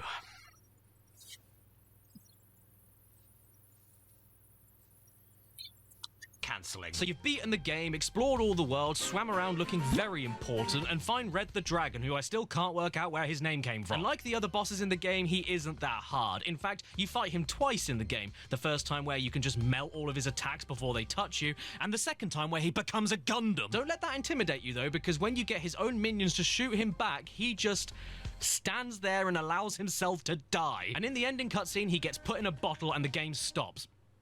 Wow, that's an ending. That is, unless you collect everything and beat the game 100%. Which I did. Maybe there'll be another secret hidden level or something. Whatever the bonus is, please be good. Perhaps we should just turn off the TV for a while. Good idea. Make mine baloney. I said please! And then we get a credit sequence, which is a totally black screen because I'm playing this on the Xbox 360, which glitches it all out and means you can't even see it. But it's okay. I mean, who needs to see anyway? Sometimes you just gotta go with where the wind takes you and see what surprises. What did you do that for, Andrew Van? What's that, boy? You have another game for me? And it's a sequel to A Hero's Tale that came out exclusively on the Nintendo DS and is the final game in the original series continuity to come out? Well, burst my balloon. Come over here and give me a kiss. Right, so taking a page from the Book of Kingdom Hearts, Spyro decided to make a story-relevant, canonical, official sequel to his console-based platforming series on the Nintendo DS, and nowhere else. But I don't mind. I can handle it. I'm a stud. It is known as Simon Shrinking Legs, and this is the final game to feature Spyro as we've known him up until this point. The end of the classic Spyro continuity. So even though the last portable exclusive was the Cortex conspiracy, where I'm certain that the only conspiracy there was to piss off me, maybe they'll actually go all out with this and end on a high note. Okay, not a bad title screen here. When you look at it like this, at least. But in real life, it looks more like Spyro has a really long, weird neck. Vacation can't last forever, you know. Even for you. Bitch, I haven't even had one. I've been trying to go on holiday for 7 games now. Oh no. Oh, no. Is this how fast we're going to move? For the whole game? What is this? What is this jump? It's not a jump, it's like you're being vacuumed up to the roof. I can't figure out where the hell I'm landing and I can't get any distance with this. Oh, and what's this? I can't glide? What is this game? Oh, hello there, old. You want me to follow you? No problem. Low, skip to below, low. Aha, watch out, we've got combat now.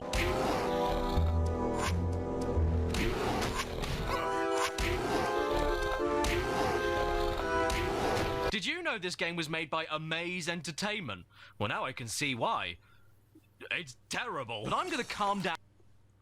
I'm amazed that it's even playable. And fall asleep for a second. Maybe I'll have a clearer head in the morning.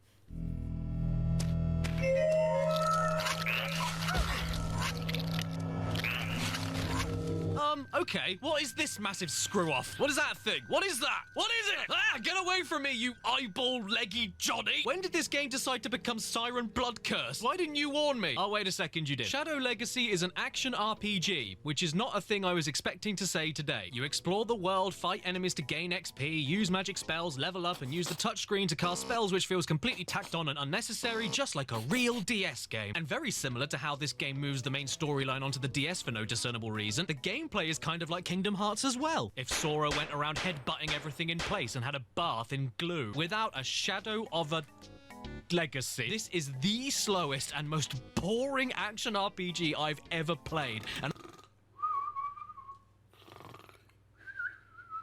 I mean that as literally as I can muster. Enter the Dragonfly was slow, but it was at least trying to be faster. Just imagine for a second what this game would look like if it lagged. Playing this game feels like you're stuck with a sleep paralysis demon. You'll be sludging along with it, minding your own business, and then every so often you'll wake up and realize how slow you're actually going, and then go... Look, I'm just gonna be... Him going down the slide, like, that's legit. real for a second, I couldn't stand playing this. I gave it a few hours of my time, but it's just so boring and so uneventful that even if I finished it, I don't think I'd have anything else to add to what I'm saying. So I gave up on it. Here's a condensed version of my playthrough. Wow, I'm charging, and it's still taking a while. Wait, why aren't the rocks breaking immediately when I charge into them? Do you want me to stop moving? You think I'm going too fast? Why aren't my attacks connecting? Yes, this looks completely fine to me. Hang on, what's stopping me from going around this? What's stopping me? You want me to go all the way around to the other side? Speed up! Get a move on, you flu jab! Wait a second, you need magic points in order to... There's still 3 people to save. What do you mean, people? They're dragons! I'm saving dragons! Am I playing Spyro the person? Here is a cameo from Bren Daniel. What? Excuse me. Whew. Sorry. Oh, this game, I am allergic to bullshit. This game is bullshit. What? This concludes the cameo from Bren Daniel. You know what? I honestly don't care if the mechanics get better or the story gets better. I am not spending my precious minutes on this earth playing something as slow and as abysmal as this. Don't play this game. You could say I'm being unfair. Don't. Nope. I don't even know if I want to play the next few games. I just want to get in the car and leave. What? Why can't I get... Come on, get out! Get off! Get what? Pink poo bag on your keys. Pink poo bag on your keys. It's not a bag for pink poo. It's the color of the bag. Use it to pick up your dog poo, or use it to pick up other people's dogs. Pink poo bag on your keys. Pink poo bag on your keys. You look so cool, you might freeze. Pink poo bag on your keys. Oh no, I've lost my keys. Oh, they're where the poo bag is. Walking the dog, forget a bag, put it on your keys. You slag. I'm best friends with my bag. In England, we call this a word you shouldn't say. Pink a frick. Poo bag on your keys. Pink poo bag on your... Part 4. I've got nothing much else to add here. What do you want from me? Leave me alone! In 2006, everyone was sick of the poor batting average of cheeky platforming kiddie Spyro, so then they hit the reset button and started a brand new trilogy known as The Legend of Spyro, starting off with the appropriately titled A New Beginning, or as it's more commonly known, The Legend of Simon, A Nice Bailiff. This was made by Chrome Studios this time, and I have never played this game before, so do you want to know what I think? It's different, so it stinks. See you later, I'm gonna enter the dragonfly. So now we're not a baby game anymore. We're going darker and way more serious. I mean, it worked so well with a 3-foot hedgehog, why can't it work with a bright purple 3-foot dragon? We're dealing with the origins of Spyro, from his egg hatching to learning the truth about his past, and there's an innocent dragon cursed by a dark master, but we don't realize that until we need to kill her, and all sorts is going on. We aren't in a cartoon anymore, sunshine. We're now in Lord of the Rings. And so who better to get involved in this game than with the Lord of the Ring himself, Elijah Wood. Providing the voice of Simon for the very first time, alongside the voice of Gary Oldman. And I will say this right now, Elijah gives us the best delivery of the no cliche I think I've ever seen. No! Oh, and who wants to see the newest Sparks? Catch up or give up, Chunky. No! David friggin' Spade. Right, so we've gone from a collectathon platformer to side-scrolling minigamer to action RPG. So logically, we've made the next step to an action-adventure beat-em-up. But now Sparks looks like a DreamWorks ant and Spyro looks like a drunk. And I will say right now, I don't hate this game, but I don't like it that much either. Yeah? Well, I don't like you either. Shut up, Buns. Oh, Buns, you're such a kid steer. I'm not joking, man. I'm calling the FBI. Leave me alone. I'm busy. No need. I am the FBI. I promise all of you I'm going into this with as open of a mind as I can, but I don't know, guys. The basics are here and they're playable, but there's so many catches and snags I can't get around. Stuff like the upgrade points not having any on-screen indication how much you have, so you have to keep pausing and looking in the upgrade menu to check yourself. I find that the moves are way too slow to come out for how fast the enemies move around you. If you're stuck and surrounded in a group, there's no way to quickly dodge out of it. And yet, you can dodge with this weirdly sluggish strafing move, but you aren't going to dash away to safety anytime soon by doing this. Not to mention there's no lock-on, so you can't even choose what target to swap around while you do the strafing. And no matter what you do, you will eventually be overwhelmed by enemies called Fisty Grin Thief. Not that it's a big deal though, because if you die, nothing happens. You just carry on from a few seconds ago. okay then. Honestly, I just prefer spamming firebombs. It's easily the most effective and powerful attack to deal with all the groups, and it can also make the game look like spreaded mustard. You can double jump and you can glide, which I do appreciate, but there's barely any real point to it. You're still majorly railroaded from samey combat encounter to samey combat encounter without really being able to explore anything. Secrets aren't really a thing anymore either. The focus here is definitely the combat, but the issue is this ain't no Devil May Cry or Bayonetta. It's stupidly basic. Even the different elemental breath attacks don't change the fact that you're still pressing variations of the same 3 buttons without much else going on. And I know a ton of people wanted me to go in depth here and were really hyped to see what I thought about a nearly 20-year-old reboot about a lizard, but here's the thing. I can fill the video with empty fluff and just talk your ears off, lying about how much I can talk about if you want me to, or I can be honest, and honestly, this isn't doing it for me. It's just too bland. I've got nothing to say about it. It's not as awful as everyone around me at the time made me think, but it is a little bit... meh. Now, I don't mind the new direction here at all, but my issue with it is that A, it's not done that well to begin with, and I could be playing any other hack and slash or beat 'em up that's already better out the gate, and B, it's still Spyro. This isn't what I wanted to play a Spyro game for. It would be like if you made Crash Bandicoot the star of 7 Sins. And look here, you can throw all of these pretty storybook cutscenes at me, but at the end of the day, it's still a kid's game about a purple dragon. It's not that deep. Kind of like the combat. Plus, in nearly every scene, Spyro is always like, oh my gosh, what's that? Sparks is always like, hey, what's the deal with airline food? And everyone else around him is always like, Spyro, you must seek the strength of your courage with the passion of wisdom, so the darkness can be defeated by the honesty of your loyalty to the... Shut up, you old hog stick. Feeling like £1,000,000, and I'm out here with my pals. I've got 1,000,000 subs, so I've got £1,000,000. Feeling like a milli, feel like a milli. I want a milli, I have 1,000,000 shoes, and me and my... Oh, great. I didn't love a game that had dark epic fantasy overtones in it, and now I've woken up the legendary warrior, Vinegar. It'll take him at least a week to get to me, so I better look at the sequel to this as quick as I can. 1 year later, in 2007, Chrome were brought back on to continue the story in The Legend of Simon, the Empty Niece. And it follows on directly from the last game. The not bad guy possessed by the real bad guy, Cinder, gets saved from Simon. So he takes her home, she leaves one day, and Spyro dies. Oh wait, no he didn't. Now you've got to go and save the world from the moon. No time to lose, hit the road, Jack! Ow.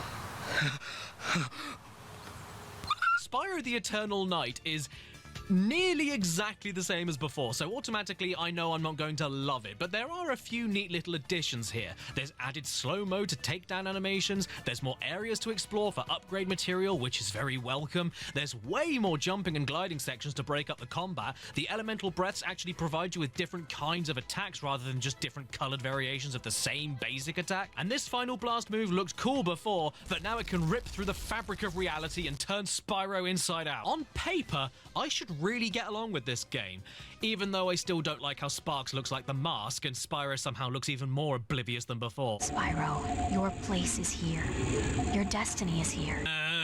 But is it just me, or is this game way harder? Like, annoyingly harder. I don't know. What do you think, Elijah Wood? It's dangerous for her to be outside the temple at night. Oh, yeah, all right. I see where you're coming from. I understand your opinion. I don't know if I'm just exhausted after playing through 12 games up to this point, but I found Eternal Night to be so much harder than A New Beginning, and not in a good way. It was harder than arranging a funeral on WhatsApp. The starting enemies from the beginning of the game do not let up. Everything attacks you relentlessly, and your health drains like a drain. Especially when you get stun locked into a group encounter and they just tag team spam attacks until you're out for the count. This happens way too frequently. You still attack slower than the enemies do, but now the lack of being able to cancel out of a combo or dodge roll to get the hell out of there makes that so much more apparent. And hey, look, they brought back one of my favorite parts of the first GBA game, Season of Ice. Off-screen dogpiling. Yeah, remember that? Isn't it fun? I think the devs knew how much harder this game was than the first, and that's why they put way more health and breath power crystals around the place to help alleviate alleviate the beatings, but the issue is the lack of mobility. If you get into a bad spot during a fight, you will not be able to move over to these crystals fast enough before it's game over again. I found myself doing so many pot shots and running away just to survive. And yeah, the ice breath here is much more useful than the first game and does make crowd control a bit more manageable, but it's too little too late, man. I just can't be bothered to see what else the game has to offer me after such an awful first impression. And that's exactly how I felt when I first saw Elvis the Alien, wasn't it? Tell me again, what's your favorite Spyro game? What? You disgust me. And listen here, alright, I love a long cutscene. I'm a rock-solid hard man. Give me uninterrupted dialogue and dramatic pauses all over the place. I can handle it. But we're dealing with a story that isn't deep or interesting enough to justify how many cutscenes are piled on here. Sometimes back to back. It's like if someone sat you down and showed you a lore video about Barney. Ooh, what's that? We can slow down the game at will? Gee, that's neato. I always wanted to turn a Spyro game into Enter the Dragonfly on command. And before you ask, no, slowing the game down doesn't help with large, brutal group encounters that much. And even if it did, the game doesn't slow down around you, you slow down as well. So you're either choosing unfun, unforgiving alleyway mugging or Shadow Legacy on purpose, because I just couldn't wait to go that slow again. I have never wanted to stop playing a game as quick as this before in my life. And it's really annoying because I was really enjoying all the good changes, but the rest of it... Nah. I don't feel like cheese grating off my fingers for fun. I already do that. Let's go. See ya. See? Sparks has already had enough. He's gone. And with no Sparks, that means no more games. So finally, I can do the show that I've always wanted to do. Roll it. It's the Dead Bird of the Week. Yeah, it's the Dead Bird of the Week.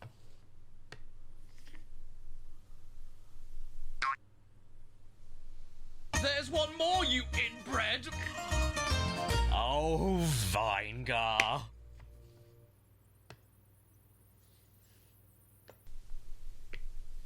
What the f...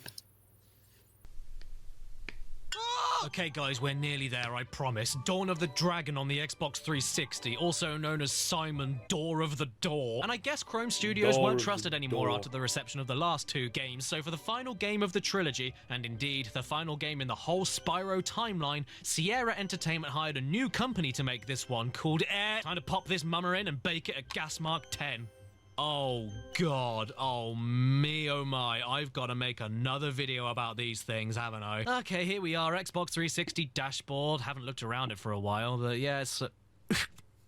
The story of this game is that Spyro and Cinder are trapped in a piss rock and it's time to let them out, but not really because we're also going to trap you again. Why did you let them out? Okay, so right out of the gate, the game looks and runs amazingly, actually. Is that a dodge roll? Oh shit, son, it's a dodge roll. And what's this? Way more crowd control attacks and area attacks to clear out enemies. You can grab enemies now for extra combo potential. Holy shit, is Spyro eating that guy? Spyro can fly. Fly? What? Yes, Spyro can fly. Gusts of wind to stop you from flying everywhere you want? Yes! Yes! Quick time events? Hey! Well, you know how... Oh my god, is that Hunter? Hunter! Hunter is back! Oh no! He doesn't look, sound, or feel even vaguely like the same Hunter from the last games, but I don't care. That somehow makes the game good. Why didn't you tell me about this, Salty DK Dan?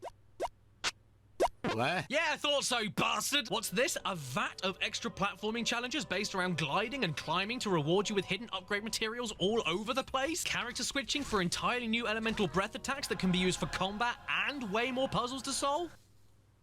And it was then that Caddy realized that this whole time he had a diabetic coma. Wow, this game is... What are you doing, Dawn of the Dragon?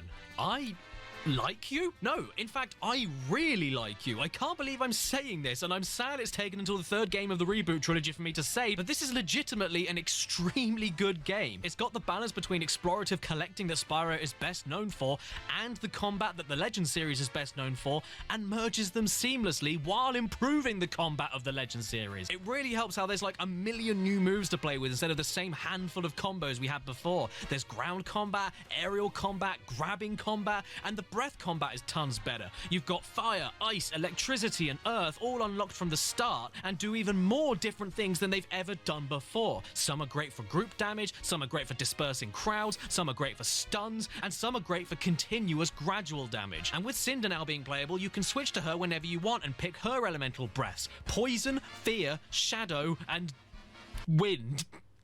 Too many beans. Break like the wind. Just like, hey, Cinder, wind attack.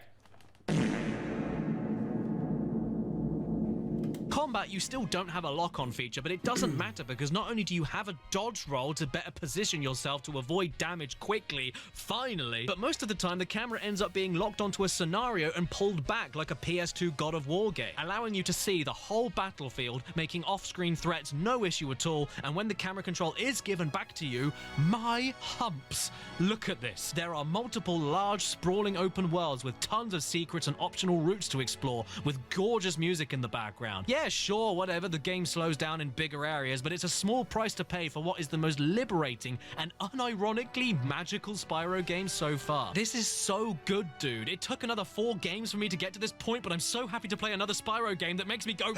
I'm still gonna prefer the collectathon stuff. That's just what Spyro does best, if you ask me. But if you want to shoehorn him into these trendy, edgy bar fights, this is how you do it. Can you believe it? Up is not jump. I've never played Spyro. I don't know why I'm in this video. But, I mean, this is cool, yeah? Well, I couldn't believe it, so shove off. This game, man, after all the toss that we've tossed through, this actually warms my heart.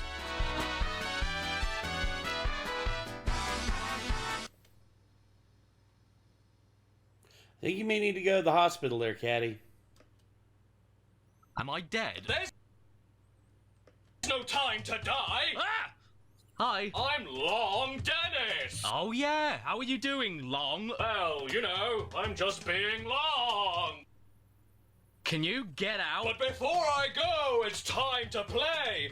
In one hand, I have another game for you, and in the other, I have the Wetty Betty! I don't want to play. Can you please just give me the... Here we go! Stop being Long for 1 second and please just give me the... Oh no! You're out of time! Get ready for the Wetty Betty!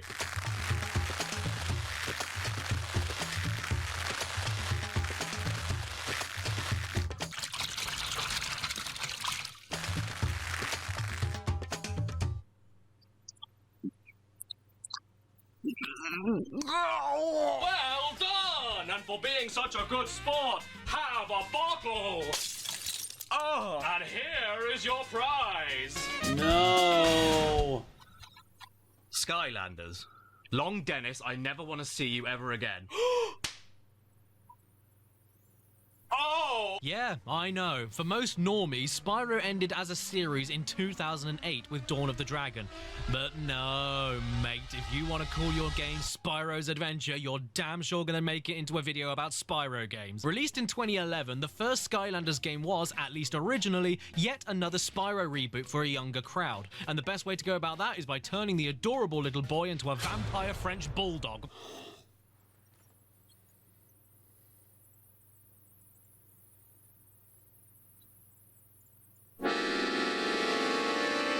If we were fighting together in a war against the same enemy, I would shoot you first. If you don't know what Skylanders is, well, I've actually already looked at one in an older video and explained what the game is. So do you know what I'm going to do now? I'm going to put the clip of me talking about it right here because I've been going on for 2 hours. Can you please let me have this? Skylanders is a series of simple 3D beat-em-up platforming games in the Spyro mythos, except that it requires the use of a USB portal device in order for you to place different figures onto the portal and have them pop up in the game. Different figures have different abilities to get by different obstacles and unlock different secrets. Thank you for explaining that, me. It was very hot. Now, the copy of Skylanders I found on eBay was brilliant.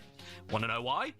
Because it came with a giant box of figures that I didn't want. Look at these. Like, what am I supposed to do with all of these? Well, I guess we can at least look at them. Who is starring in the final original release of a game with Spyro still in the title? Well, we've got Spyro, Sparks, Cinder, Fire, Spyro, Thomas the Tank Engine, Fish, Steve Irwin, Spyro, Boat, and Shoe. Truth be told, I actually think all of these little guys are pretty cool, but I'm not here to be nice. Let's play the game. I am Eon, your guide in this world. But where are you, you may ask? That is a very good question. This is Eon and this is Chaos. Eon is good, Chaos is bad. Hey. Chaos also sounds like he's taking one giant... Wait, hold on. This is Chaos. Eon is good, Chaos is bad. And Jack 2 way better than Sonic Riders. Fight me. Chaos also sounds like he's taking one giant breath in while holding his nose. Long have I waited for this day to take my revenge! Right then, level 1. Let's see what's Oh, wait a second. I think my controller's broken. I can flame and I can charge, but I can't jump. You know what? Actually, no. Maybe it's just because this is the tutorial. This is a kid's game after all. The jumping might come later. Wait, so let me get this right. We've gone from gliding to gliding and hovering to no gliding to no jumping. Yeah, all right, bye.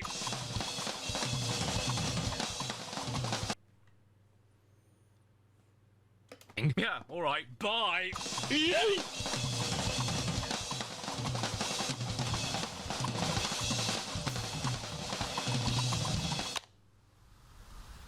No. Bad boy. You know what? It would be so nice of you to use your giant wings to get over this tiny little hop, but no. I've got to go all the way around here and walk into this bouncy drain cover instead. I mean, shitting hell, you don't even charge for longer than a couple of seconds before getting tired. What's this? An achievement? Happy hour? I'm way ahead of you. And so I said, you put that in my pie hole and I'll have a wolf. I am starting to get sick to my guts with how slow Spyro likes to go in a lot of his games. Even if you wear a speedy propeller cap, it doesn't seem to make Spyro or any of his new bastard friends run any faster. And mixing that in with no jumping makes this not even slightly fun for me. Then as you go on through the game, there'll be side areas only unlockable from friends of a certain class, which I don't mind, but more often than not, it will randomly pop up and tell you that, oops, you're weak all of a sudden, time for you to swap out to wet Spyro, otherwise you'll take much longer than necessary to kill enemies that aren't weak to the class the game tells you to swap to for absolutely no reason. It's not really a video game and more like a sit-up regime. We gotta get those tubby kids their exercise sitting down playing games all day. So why don't we give them muscly thumbs and a six-pack? Oh, and this dude here is called Gil. Hey, look, it's Gil. What? The Gil section is over. Something that I didn't realize until now is that these figures actually save data. Yeah, they're not just a controller input, they're memory cards that keep data in their feet. So then, in one area, after swapping to someone with the correct class that I needed to, I ended up with someone born in 1947 that was level 10 and had a small business loan in the bank. That just comes with getting these figures pre-owned, I guess. Sure, I could reset them from the menu, but that means I'll go back to having like 2 attacks and not jumping anywhere and running slowly, so can you get off my dick? These cutscenes are really long, and I don't know why you can't skip them, because as we all know, Fortnite children love watching long videos in the middle of playing their games. Come on, I don't want to watch any of this. I want to get to the next level of doing nothing but running around and hitting 2 buttons. Wait, you're a Skylander, aren't you? Yes.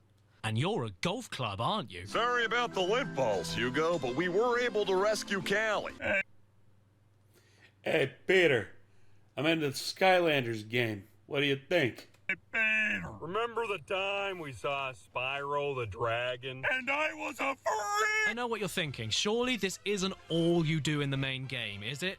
Yeah, it is. You run around, spam attacks, and don't jump anywhere. What do you do in the optional challenges? Run around, spam attacks, and don't jump anywhere. Oh, wow, look at this incredible new land to explore. What am I going to get to do in it? Run around, spam attacks, and don't jump anywhere. And I'm sorry, I am still in shock over the fact that Spyro can't jump.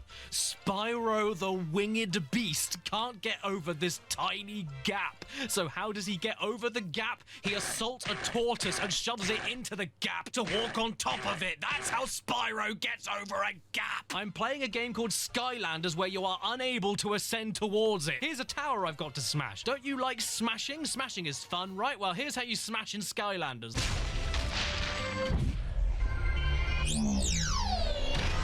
to the gills!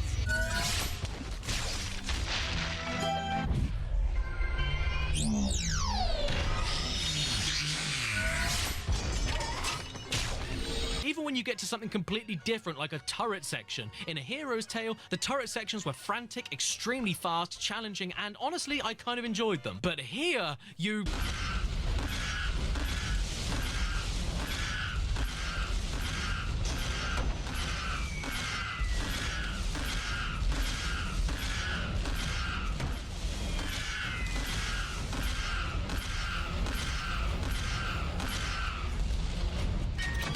Please understand, I am not looking for much.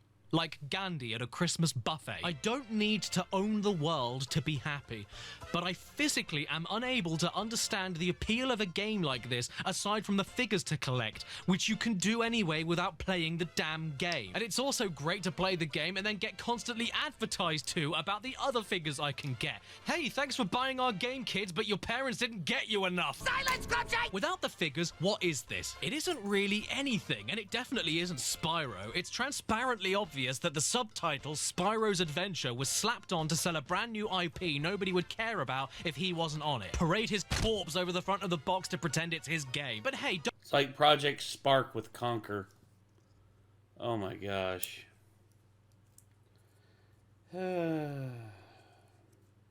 Don't go too far. We won't have him talk at any point in the game, or make a story about him, or have any of the characters address him by his name. You know, the name that's on the front of the box. Nobody will notice. Well, you know what, Activision? I noticed. People like to not count this as a Spyro game, but if you're going to spit his name on the box and claim it's his adventure, then I'm going to treat it like one. And to be quite blunt, I've booked too many cameos for this video, and I don't know how to fit them in. Isn't that right, Blueberry, Dana Rage, Digiman, Vegeta, the Next Level, Game Apologist, Guru, Larry, John Riggs, LS Mark, Matt McMuscles, Nitro, Rad, Rerez, Tennings, Trav Guy, Shafrala, Scarfulu, Uncle Silver, and Wayne as boss. And don't even get me started on Elise. She threatened me with a carving knife if I didn't put her in this video, so there you go. What? Please leave my family alone. Ah, look, I found an anvil. I put it on his head. Perfect. I fixed his ugly. Whoa, what's this? I can upgrade now and unlock new abilities? I can give Spyro flight. Yes, thank you, Christ. Now we can still not go anywhere. Yeah! Hear the drag. Oh, what's that? The game froze? Oh, that's a shame. Oh, and the game is recyclable? Gee, that's good.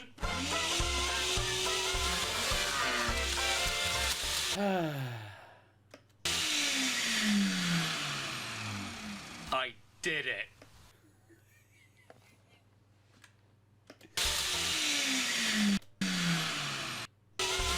And the game is recyclable. I need to make, okay, I will make this. Gee, that's good. I'm making this a notification on my stream. I did it. I saved the trees. So that's it. 10 years later, after I said that I would do it, I finally made a video about all of Spyro's main games. Happy million subs. Out of the 14 games I played for this video, sadly, I ended up only liking / loving 6 of them. Less than half. Damn. But does that make Spyro a bad franchise as a whole? Not at all. Because I think that the good stuff is so good, it vastly overshadows the bad. It's like the Terminator franchise. And the Alien franchise. Dude. I don't care if, like, there are now officially more bad Terminator films than there are good Terminator films. I like... Dude, the first 2 Terminator films alone merit the franchise's existence. And I know we've gone down in sort of a darker... We've gone down a path where the fate of the franchise looks pretty dark. And, of course... A lot of people are divided about some films. Some people out there actually like Genesis. Some people who I actually know and cherish very closely. It's family members. I don't want to get into it. They like Genesis, and when they say they like Genesis, I literally just want to just punch myself right in the face. Oh gosh.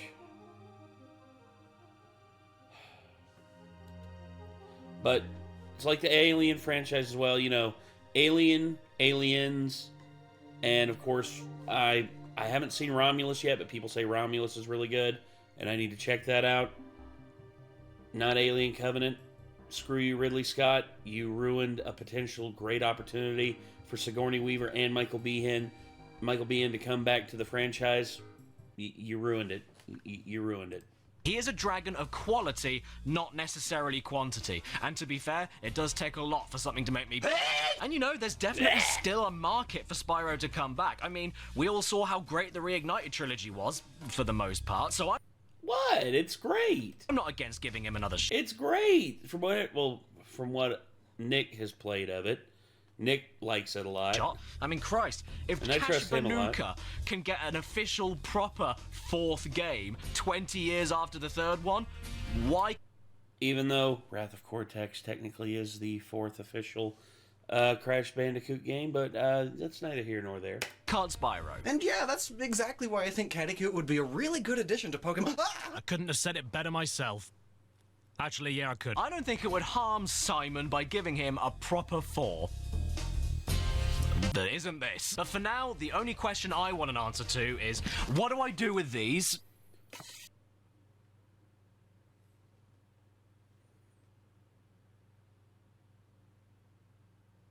Set him on fire. Oh, I was gonna say shoot him, but he lives in the UK, so unless he like lives out in the country and he's grandfathered in with like guns, I would say shoot them. But yeah.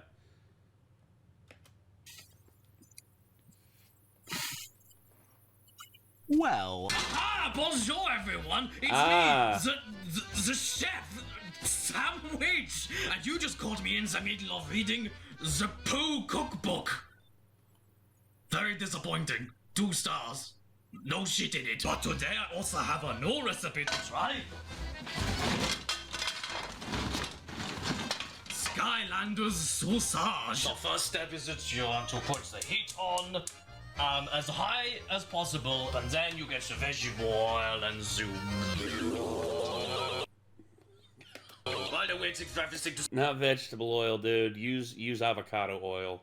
A lot healthier for you. Start cooking properly. You can also take your portal and you can put it on the stove like that, and then you turn it over every so often and until it's brown on both sides. Once you start seeing all of the people's faces coming off like that, you know you're on the right track. Oh my god. He's gonna ruin that pan. Oh dear, steamroller. Oh, the faces will start peeling off, and then the wings will actually become flappy. Oh, this is the oh gosh, just floppy wings. Most important part of the recipe. His wings gone flaccid. And you have to get the delicacy of the shark properly cooked, because I caught that from the water. Oh, I'd say that's a marked improvement there, yeah. We didn't really like his face, so we just thought blank slate, you know, we can just put a new face on it. The Dwayne Rock Johnson, yes. Now it's starting to smoke. That means that we're really getting going now. So as you could see, like, his arm came off and attached itself to his other arm. Oh, easy peasy, the fumes make me wheezy. Burning plastic, ugh. The first bait. Yes, I hope that, well, if I were to do a skit like this, I would want to do it on the grill outside. I would literally just get like an old charcoal grill, like find one off like Facebook Marketplace for like $10. Go out there with like a whole thing of lighter fluid. Don't ask why I have lighter fluid down here. I'm having very dark thoughts.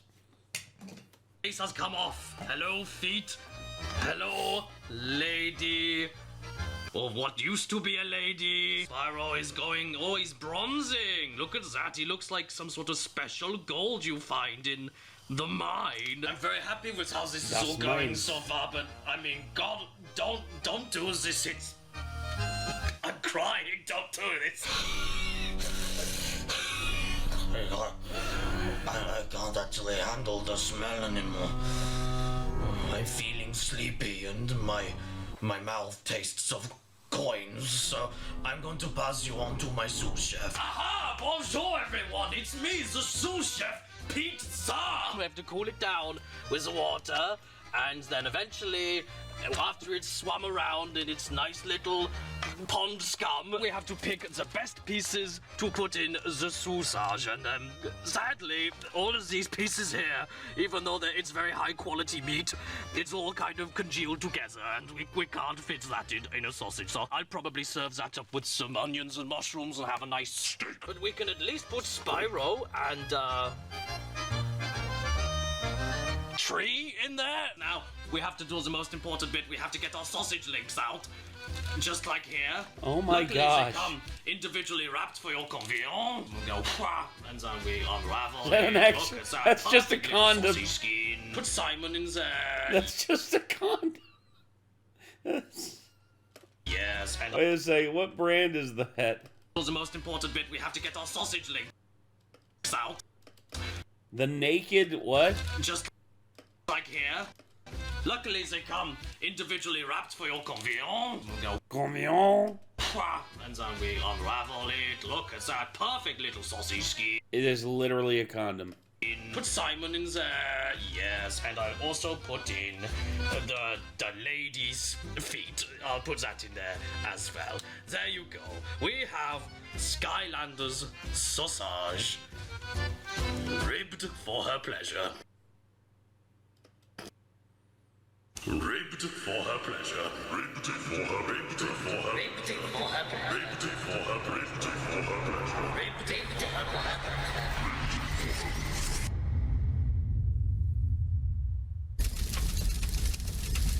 Huh? What?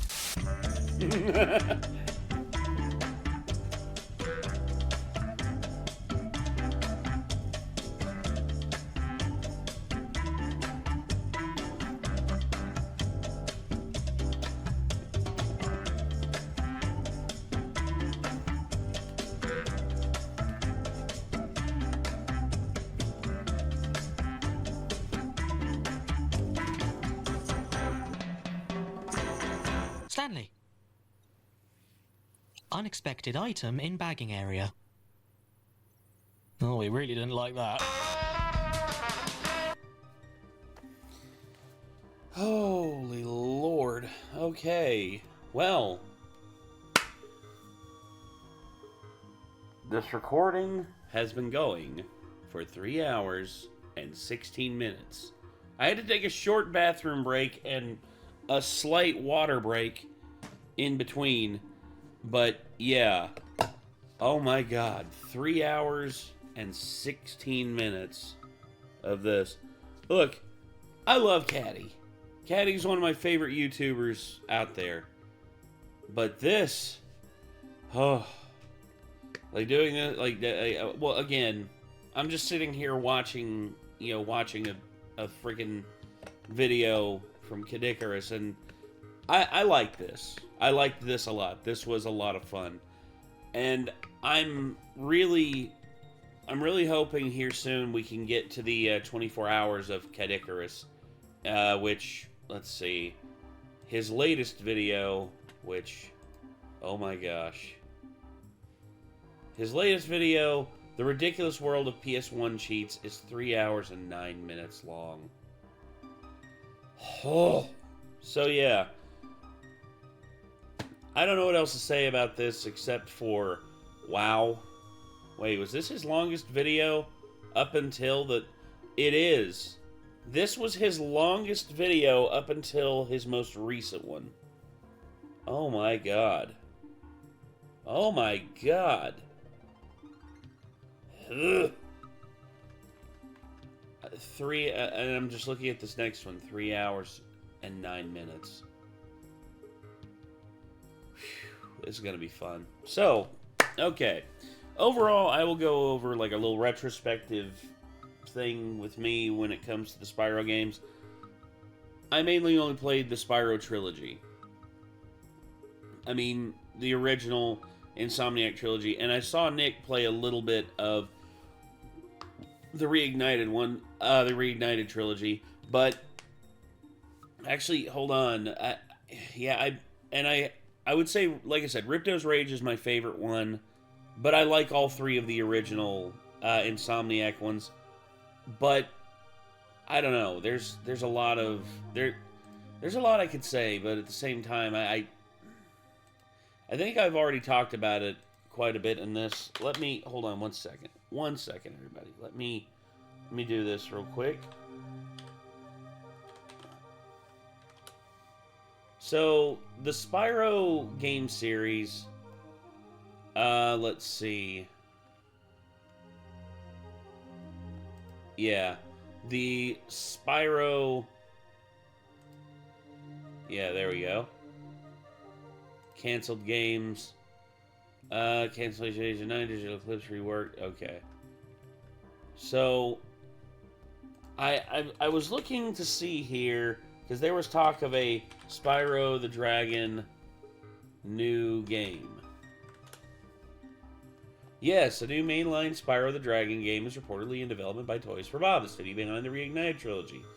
Suggesting it'd be revealed in summer of 2025. Any news on the new projects? No, not yet. But Spyro 4 could be closer than ever as Toys for Bob reveals it also is working with Activision for its next game. Okay, well, I can only hope, like for real, legit, I can only hope that it will live up to it. But for now, everybody, I'm thinking that's probably going to do it. This was Caddicarus with the Spyro, like, the what did I call it? The legendary world of Spyro games. I can't remember, like, what I called it earlier. But the legendary world of Spyro games by Caddicarus. I'm going to just say... This video has been sponsored by... Yo, mom. I'm going to give that a thumbs up. And also, Caddy, thank you very much for like, doing what you do. Congrats on the over 1 million subs. And congrats on all of your success. You deserve it, my dude. But for now, everybody, I'm thinking that's going to be it for me. So, until next time, everybody, signing off, I am Nate. You all have been awesome. I will see you in the next one. Take care. Peace.